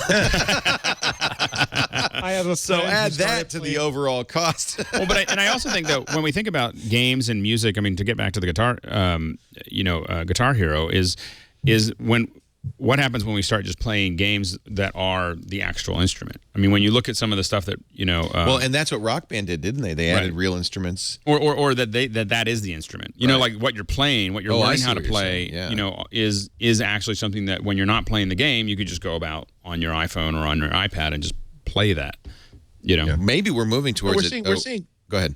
We're seeing more of a game interface than so many other things too. Like the HTC One phone has that mode where it will just simply take the video and the pictures that you happen to have collected and produce its own supercut movie. Yeah. And when you, it's one of the other things that I've been noticing with Google Glass is that I don't like.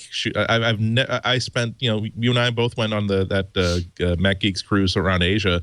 Brought a really good camcorder. I probably shot maybe 10 minutes of video because I just don't like walking around like this, shooting camera. Like an Asian tourist in Asia. Yeah. They teach that. Okay, I'm not going to say what defines a tourist. If you're, I was a tourist at Mount Auburn Cemetery on Sunday because yes, I'm from around here, but I never. Okay, anyway, but you're right. That's right. Yeah. But the ability to simply press a button and say that's kind of an interesting scene of people and things moving around. Click. I've got now 10 seconds of video, and then over the course of a month, now I have like all kinds of things in my library of nice little video clips. If they were to create a gamify video editing that simply said, here's what this game created for you, and now your fun time is to make this better or to enhance the focus on a certain person or a place or an individual.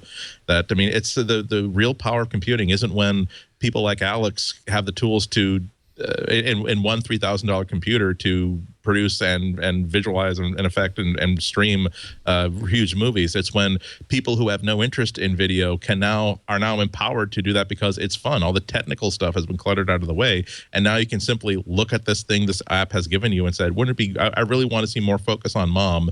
And then because it knows who mom is, you simply say, have a slider for mom. Okay, slider up on mom. There you go. Now there's more mom here. Yeah.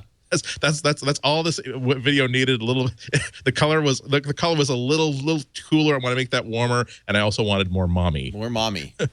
That's what Google Plus has done. I think not to bring it back to Google, but Google. One of the reasons I use Google Plus more is because of the photo. This is so somebody took 7 or 8 pictures of me walking the catwalk, and Google automatically turned it into an animated GIF with Camera Awesome.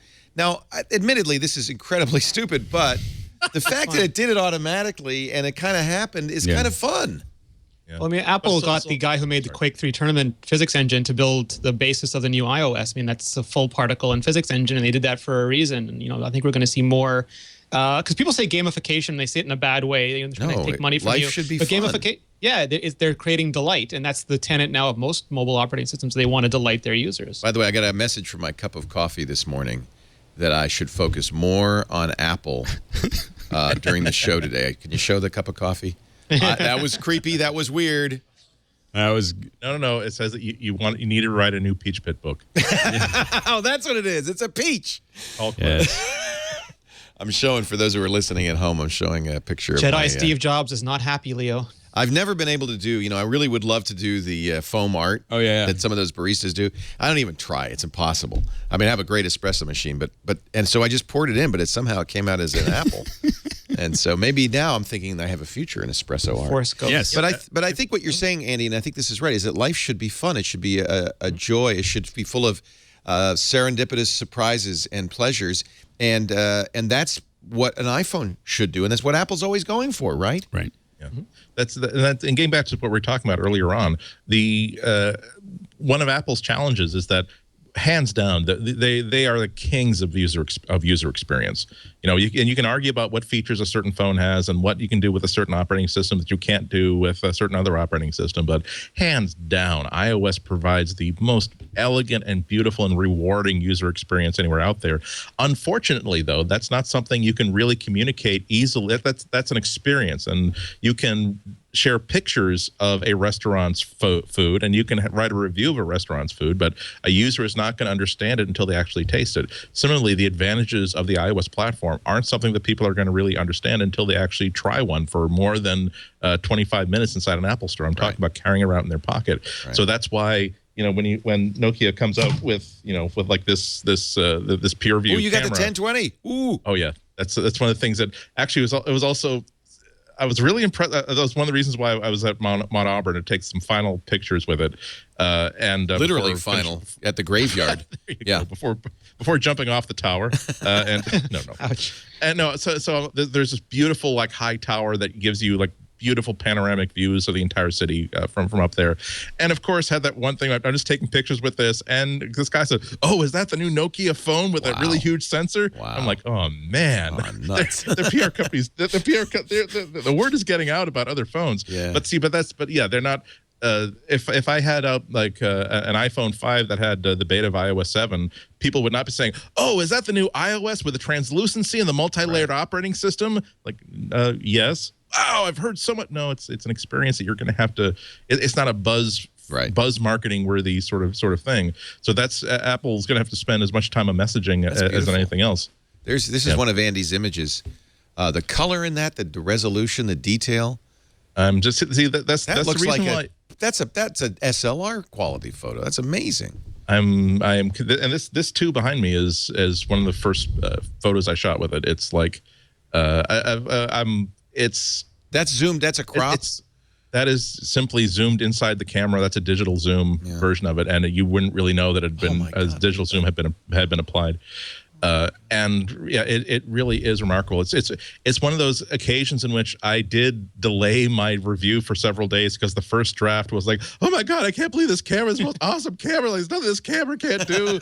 And I had to think, okay, that means, Andy, we got to spend the next 4 days trying to break this. We have to basically try to make this screw up and try to humiliate this camera and say, "No, you aren't all that. You are simply a phone camera, and I will take horrible pictures with you. Just watch me." Couldn't do it, huh? Couldn't do it. Best looking selfie I've ever seen, by the way. The lighting on that was gorgeous. Yeah. Yeah. And I've said that's not the selfie, by the way. That's not the selfie, but that also that's a squirrel. You'll see it in my review, which will land tomorrow. I finally finished it yesterday. I'm all excited. So, okay, great. So it'll be up tomorrow morning. And then I realized, oh no, now I have to like get photos out of my Aperture library and do so. Damn it! And so that's why it's gonna be delayed today. But this picture is like it's almost like an all-in-one demonstration of why this camera phone is so good, because number one, it could not have been captured. It could not have been captured without the flash. That froze the motion and illuminated what was going to be a backlit subject. Number two, this is actually like 1/4 the size of the full frame, and it's angled like this because I was walking around with this camera in my hand. I had a bag of sunflower seeds in the other hand in the public garden, and squirrel. If you knows what a bag of sunflower seeds knows the gait and attitude of a human who has seeds and food to give to squirrels. So sometimes you'll see this, but as soon as you see the squirrel will like drop down, but just whipped around with the camera, squoze the shutter, bang, locked focus, got that picture. So this is a 1/4 the size of the full frame. That's also been rotated this way, and you would never know that anything weird had been done with that. That's really what they're saying, the promises of it. Very rarely will you want all 41 megapixels, but you can crop and zoom because there's plenty of extra space. And this is why, I'm sorry, to circle it back to iPhone, this is why I keep saying that I really don't want Apple to make thinner anything. You can do that because they decided to make a phone that was thicker in the middle there. Right. And if anybody has been complaining about the design of this, you're stupid. I mean, the thinness of a phone is not a feature of it, but the ability to take superlative photos. Because oh my God, who can carry a phone that is this thick? That's crazy talk. A phone that's this thick. Although I got to point out, Nokia did take great pains to make that much lighter than the previous Lumia 928. So maybe they're saying maybe we can't make it thinner, but at least we can make it lighter. I mean, yeah, I mean, but I think that it's a problem when you want to make sure that style does not trump function. I agree. And sometimes I think that happens. Yeah. Although again, this is another part of Apple's problems in messaging. the iPhone 5 camera is not, to me, not quite as impressive as the camera that's in this Lumia, but it's still, you know, one of the greatest cameras you can buy. It's clearly it's sort of like the. I'm sorry. If the Lumia is number 1, iPhone 5 is a close number 2, and number 3 is pretty far down beyond that. Right. And the reason why is not because they have a sensor that has 41 megapixels or a lens and a image sensor that's this big. It's because they have a custom digital signal processor that is incredibly good at what it does. Software is everything at this point. Right. And so it's not something that you have to show people photos of it, but you don't have that, oh, by the way, the iPhone 6 has a 68 megapixel sensor that's the size of the size of $0.25 bill. It's about the size of a frame of medium format film, and it can, if you aim it at the right side of the planet, you'll get a beautiful crop down picture of exactly what you wanted.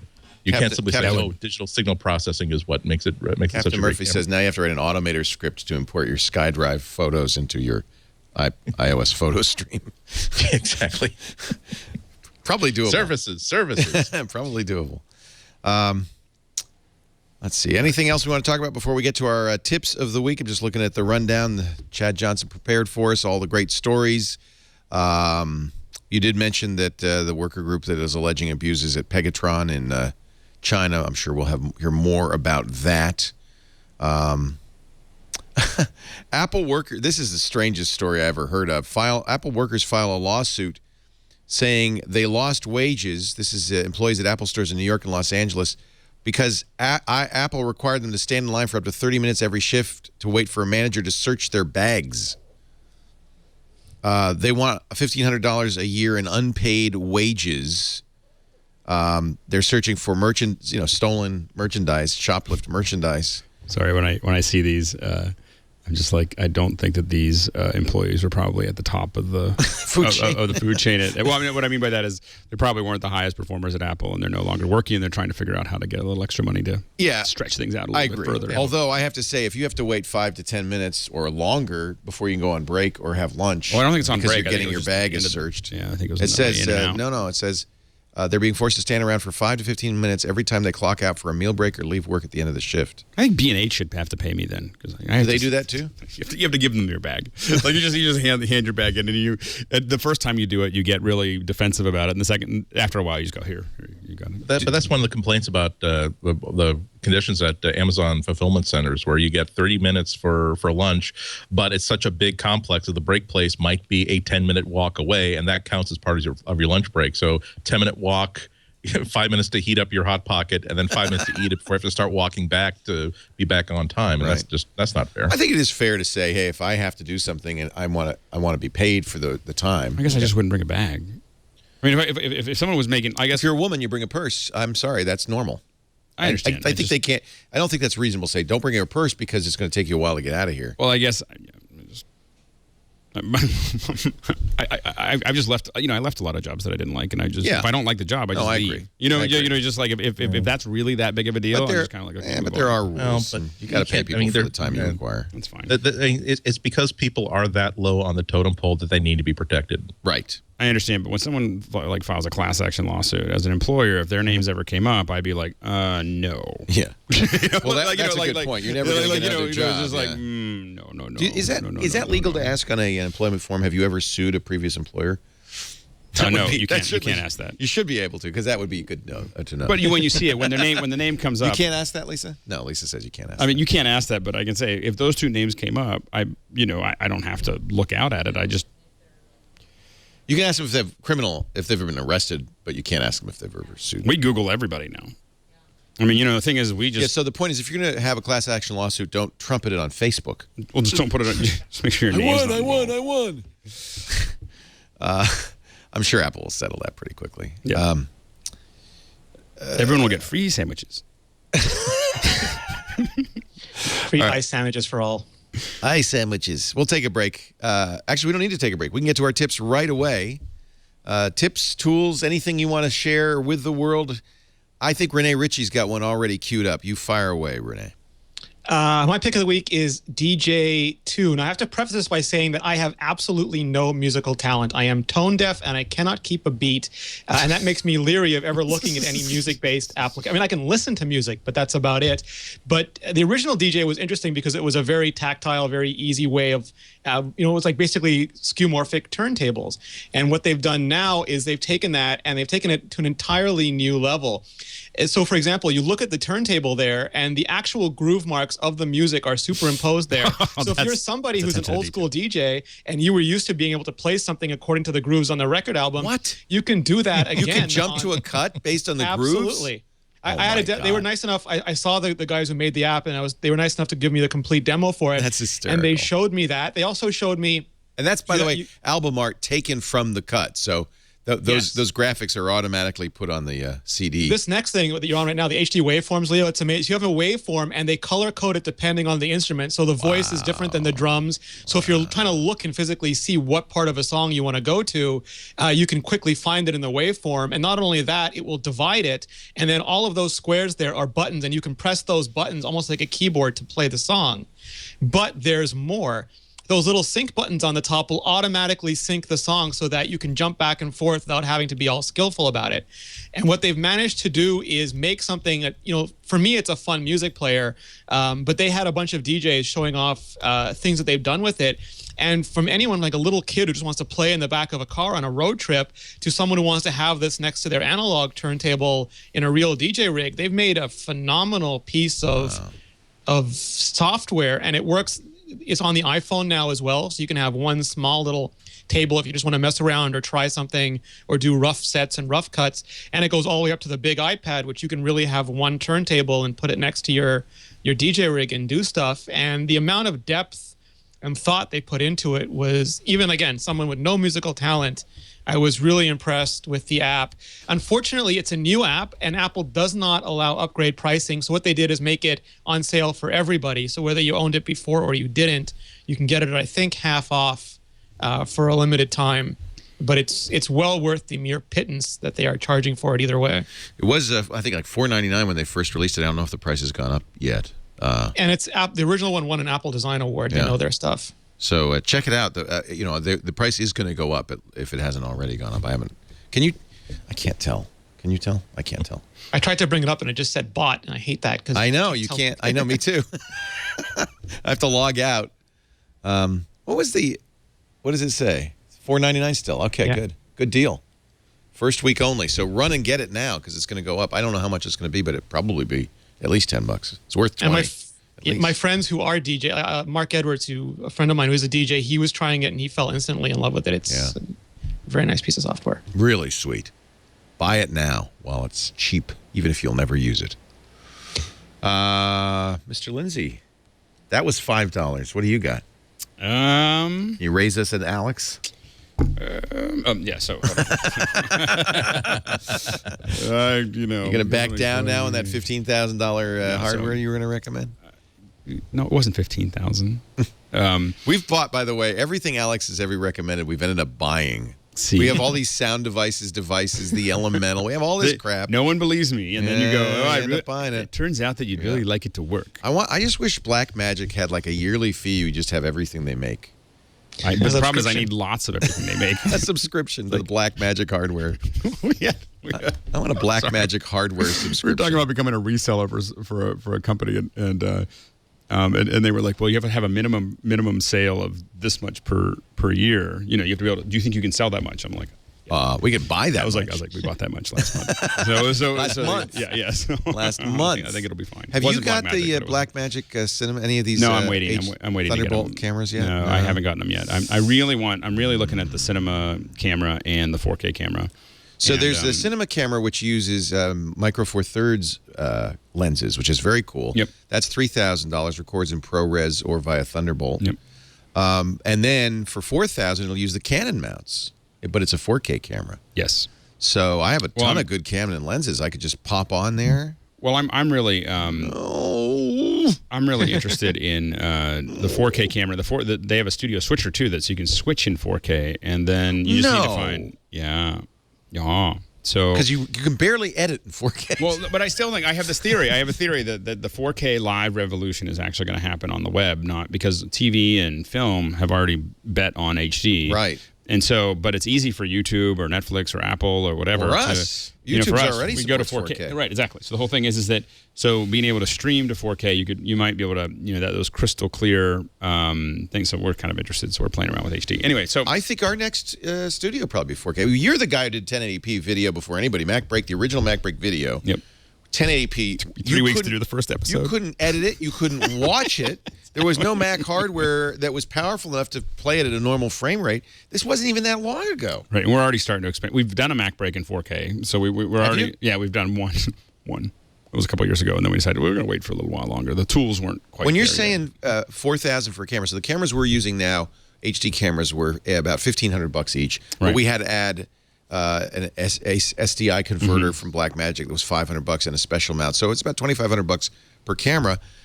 We're not talking a huge leap to go to 4K. No, it's Blackmagic has really figured out how to some of the stuff is new like that. A lot of what Blackmagic does is you had a great idea and a bad business model, so we're just going to incorporate this in, and then we'll take the thing that you were selling for $80,000 and we'll sell it for $2. And so anyway, so it's We've talked to the Red guys, said they'd come over. There you go. There's the first 1080p. That was the that's 4K. Oh man. Yes. With Sal. So Sal Segoyan, Mr. Original, Mr. Apple Script and Automator. Look at that. Look at you can see every pore on his forehead. Every hair in his beard. It turned out capturing the screen at anywhere near 4K was painful. That was the video was actually fine because we shot on a Red. But it was the screen. Dealing with the screen took a lot of many Bothans. Many Bothans died. So but the first time we've done anything like 1080p was a big mess too. Oh, so it was horrible. It took the reason that if you go back in the early Mac breaks and it says the road to 1080p.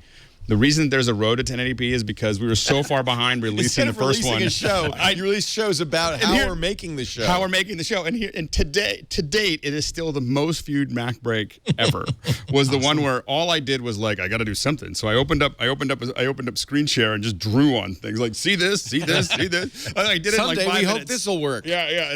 Well, of course I sounded very optimistic, which is the job, So anyway, so we're playing with 4K. What's going to playback though is going to be an issue on 4K, isn't it? Well, it's going to be an issue. I mean, what's happening now? With 1080p, TVs are going to be you're going to have $1,000 4K. I mean, every TV sold will be 4K in 2 years. Right.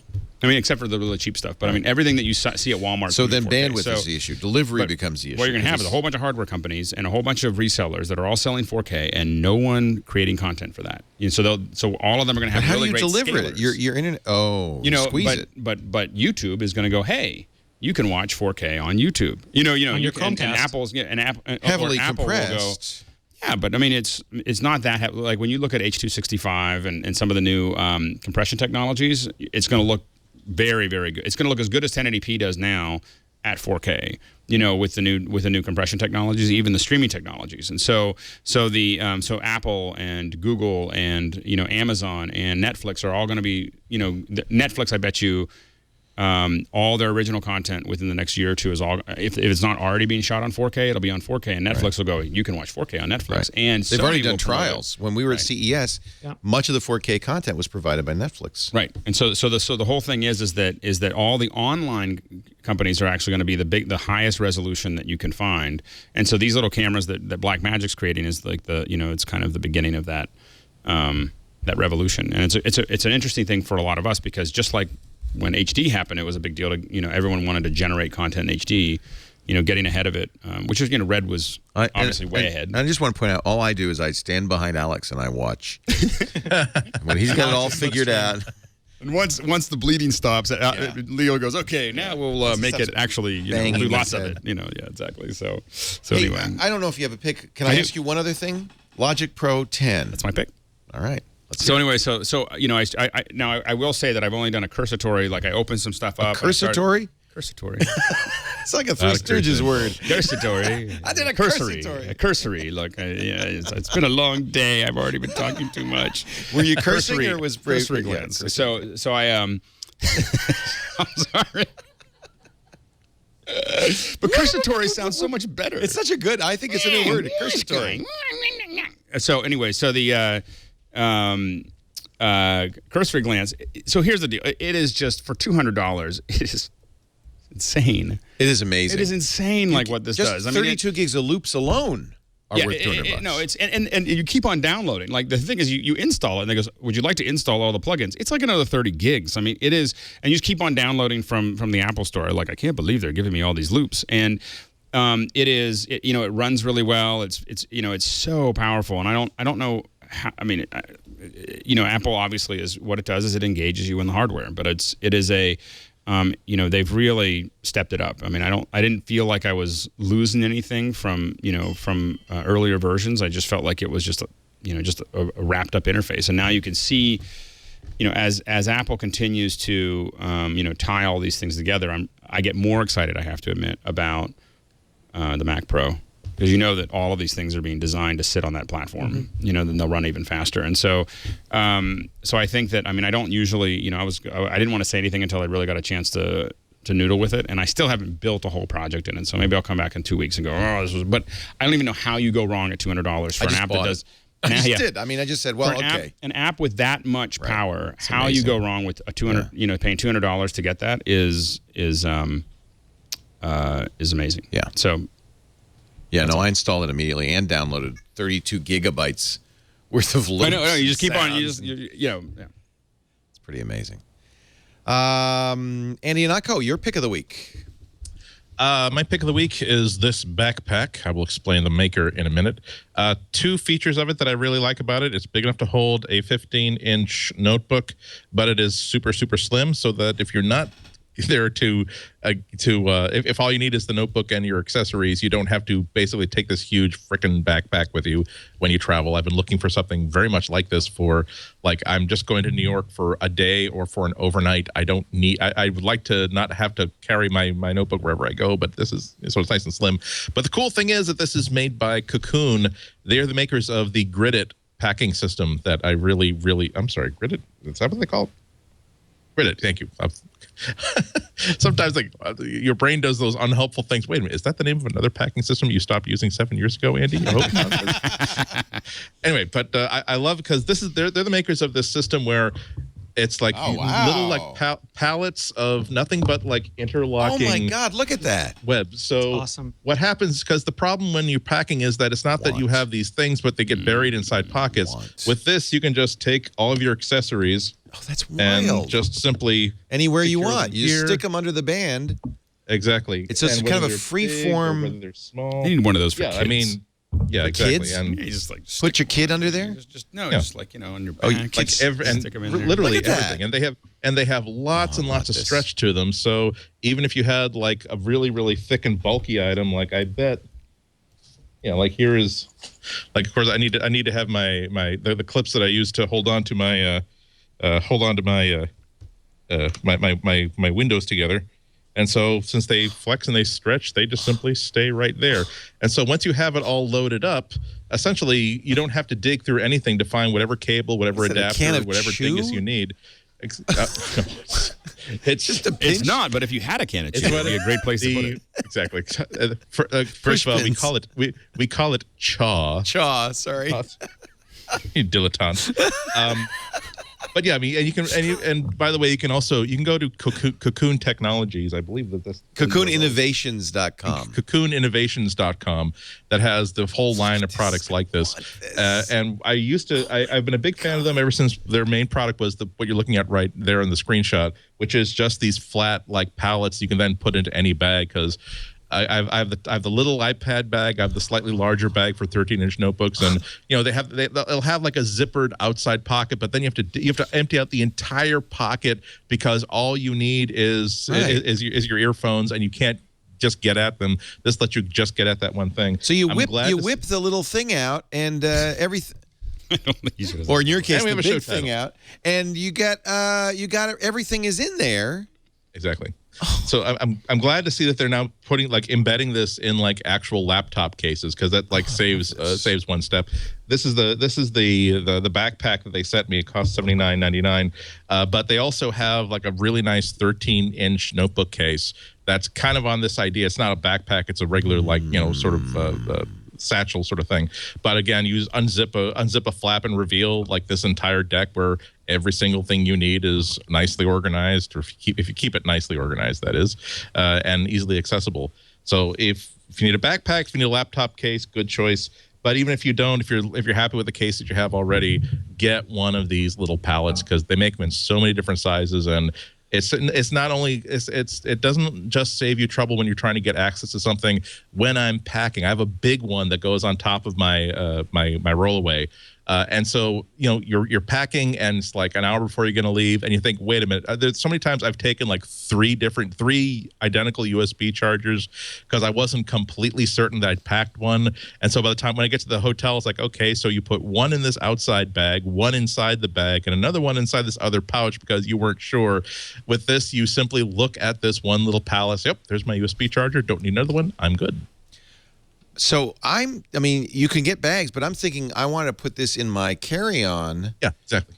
Just one of these. I'll have to measure it and figure out what the inside is like, because I could just, when I get on the plane, just pop it in. I'll get one for you too, because I was going to mention, and this is a little more expensive than your Grid-It, but I've been, I've got a trip coming up, and I've been looking for the perfect carry-on bag, and I see people with roller bags for their carry-ons, and I regret not having that. I have a lot of laptop bags because you check in, you get rid of your heavy luggage, but then you have to carry around this bag for the rest of the time. And if it's got your laptop and your iPad and your camera and a bunch of other stuff, my measurement or my backpack is that it's too heavy if I can't feel my hands after 45 minutes. So I went to Briggs & Riley, and they sell very nice stuff. I'm a big fan.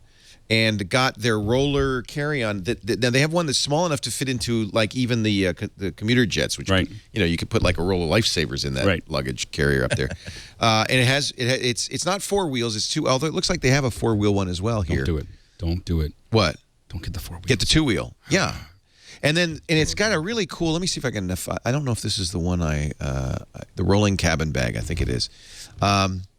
And then it also, if it's under the seat, but also instead of being like a laptop bag, when it opens up, it's just a big bag that you can put clothes in, and then it has a laptop pouch in the front.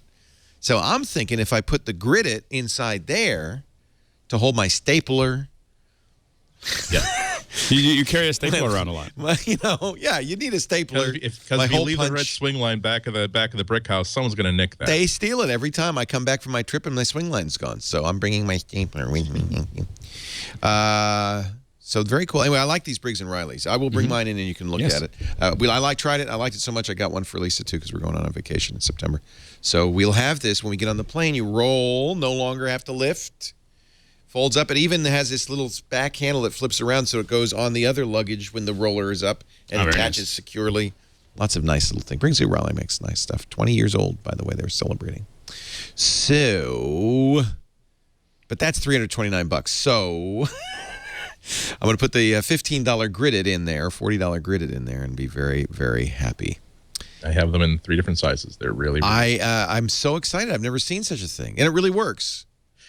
I wish. Unfortunately, I was busy up until like 5 minutes before the show, or else I would have taken the one that I keep. That it has one copy of an iPhone charger cable, one copy of a micro USB cable, one copy of a 10-watt charger, one copy of everything that I need when I'm spending 3 hours at a coffee shop.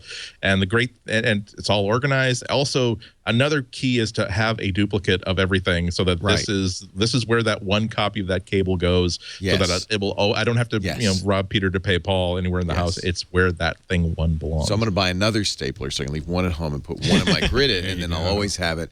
The ream of paper, the stapler, the hole punch. You should also have like NFC tags on each one of those things, so that you can, with people, you can like, check it in and check it out of every room that you go in. And 3 Chromecasts. Now they have aluminum, and I don't know what the other one is. Do you recommend the metal, or is there a lot of torque on the? I guess it's probably plastic. The other one. Aluminum. They say they double-sided aluminum grits. They make different kinds of the ones you have probably. I have like I have the first generation ones that aren't even backed with like metal or plastic. Oh, okay. Because if you do over on that, I think maybe that was like an innovation to give you two-sided storage, right? Or something. It's double-sided, so you got one side and you got the other side, and then you really got something. Here you go. Now you're cooking with gas. Now you're cooking with gas. I could have 2 staplers and a roll of stamps. And replacement staples. Letter opener. Extra staplers. Extra staples. Very, very handy. I am ready for this trip. We're going on an office supply cruise. It's going to be so great. Yeah, I'm very excited. Andy Anaka writes for the Chicago Sun-Times. His review of the 1120 appears tomorrow. If he could just get his aperture open. If I can just not do this. Okay, so now this picture from the iPhone 5 next to this picture from the 1020. Yes. Command Shift 4. Yes. Move on. Now this picture from the LX1. Damn it! Why am I thorough? Stop being so thorough. Stop it. I get paid the same whether I do a good job or not. I should just not do a good job sometimes. Wow. There you go. It was a very moving speech. No, I tweeted. I've never elicited so much sympathy and empathy from fellow writers in my life that when I tweeted earlier today, facing the task of like screenshotting and putting these things, that this is for every tech, even no matter how long I'm writing about technology, doing screenshots and stuff like that is still like eating vegetables. I will push them to the side of the plate. It is the last thing I will do because I hate it so much. It's like not creative. It's just technical and boring, and it has to be done. And I just got, oh man, that's the worst thing too. I hate doing that. I want to get rich enough that I could just hire some high school kid to do it for me. My entire photo stream is filled with screenshots right now. Oh, I hate that. Hate that feeling. That's Rene Ritchie, imore.com if you want to follow him. And he also is participating in a very exciting Talk Mobile project at talkmobile2013.com. New stuff this week. Yes, sir. This is Enterprise Week. And since that's a little boring, we tried to make it as fun as possible. And one thing that might be interesting to people who are nerdier is I spent an hour with Guy English talking about the new Mac Pro and OpenCL and what those giant GPUs mean. And that's in our Vector podcast. It's nerdy, but it's really like he sees a whole new, entirely different version of software coming for devices like this. Interesting. Yeah, I will certainly buy one of those Mac Pros, just for my personal use. But we are really trying, we're up in the air here because we are at the point now where we have old Mac Pros running Final Cut Studio, not 10, and we really have to decide what's next. And it may be a PC if we I mean, I'm worried that each of those, you add a couple of Thunderbolt 2 external drives, it's going to end up 10 grand a station. That's what we budget. We budget 12. Well, you got more money than God. I can't. No, we just don't have that many. I don't think we have as many as you do. Yeah. Well, so I don't know. We have 5, something like that. Thank you, Rene Ritchie, Alex Lindsay, Pixel Core. He's off to Boston. I'm going to be in a couple places. Where else? I'm tempted to do some tweet ups or meetups or whatever they call it. So I'm gonna be in Kansas City on Friday, and then I'm going to be in DC on Saturday and Sunday, and then I'll be in Boston on Monday and Tuesday. And so follow me on Twitter, and I'm going to see if I can sort out where to go. But anyway, Kansas City on Friday. HBO, by the way, just said we're actively supporting Chromecast as another way for our subscribers to enjoy HBO Go. So they have publicly announced that. Revision 3, Songza. Nice. It's kind of scary if I were to count out how many devices I have in my house that are capable of getting Netflix. I know. Netflix is everywhere. That's the unifying principle. My one main TV has Netflix on the TV, Netflix on the PlayStation 3, Netflix on the Roku, Netflix on the Apple TV, and Netflix on the Chromecast. That's one TV. Right. Oh, and the Blu-ray player. Thank you for being here. We appreciate it. We do MacBreak Weekly around about 11 a.m. Pacific, 2 p.m. Eastern Time, 1900 UTC every Tuesday. Begins the week. We kick the week off with MacBreak Weekly. Yes. I hope you'll tune in, join us live. If you can't, we make on-demand audio and video always available after the fact at twit.tv/MBW or wherever finer podcasts are offered, including Instacast, Downcatcher, Dogcatcher, Upcatcher, and that thing called iTunes. Podcast. That thing. Podcatcher. Lemon Potter. Remember iPodder Lemon? Mm. We're still on that. We all had such big High hopes. High hopes. Thank you, everybody. We'll see you next time. Now get back to work. Break time is over.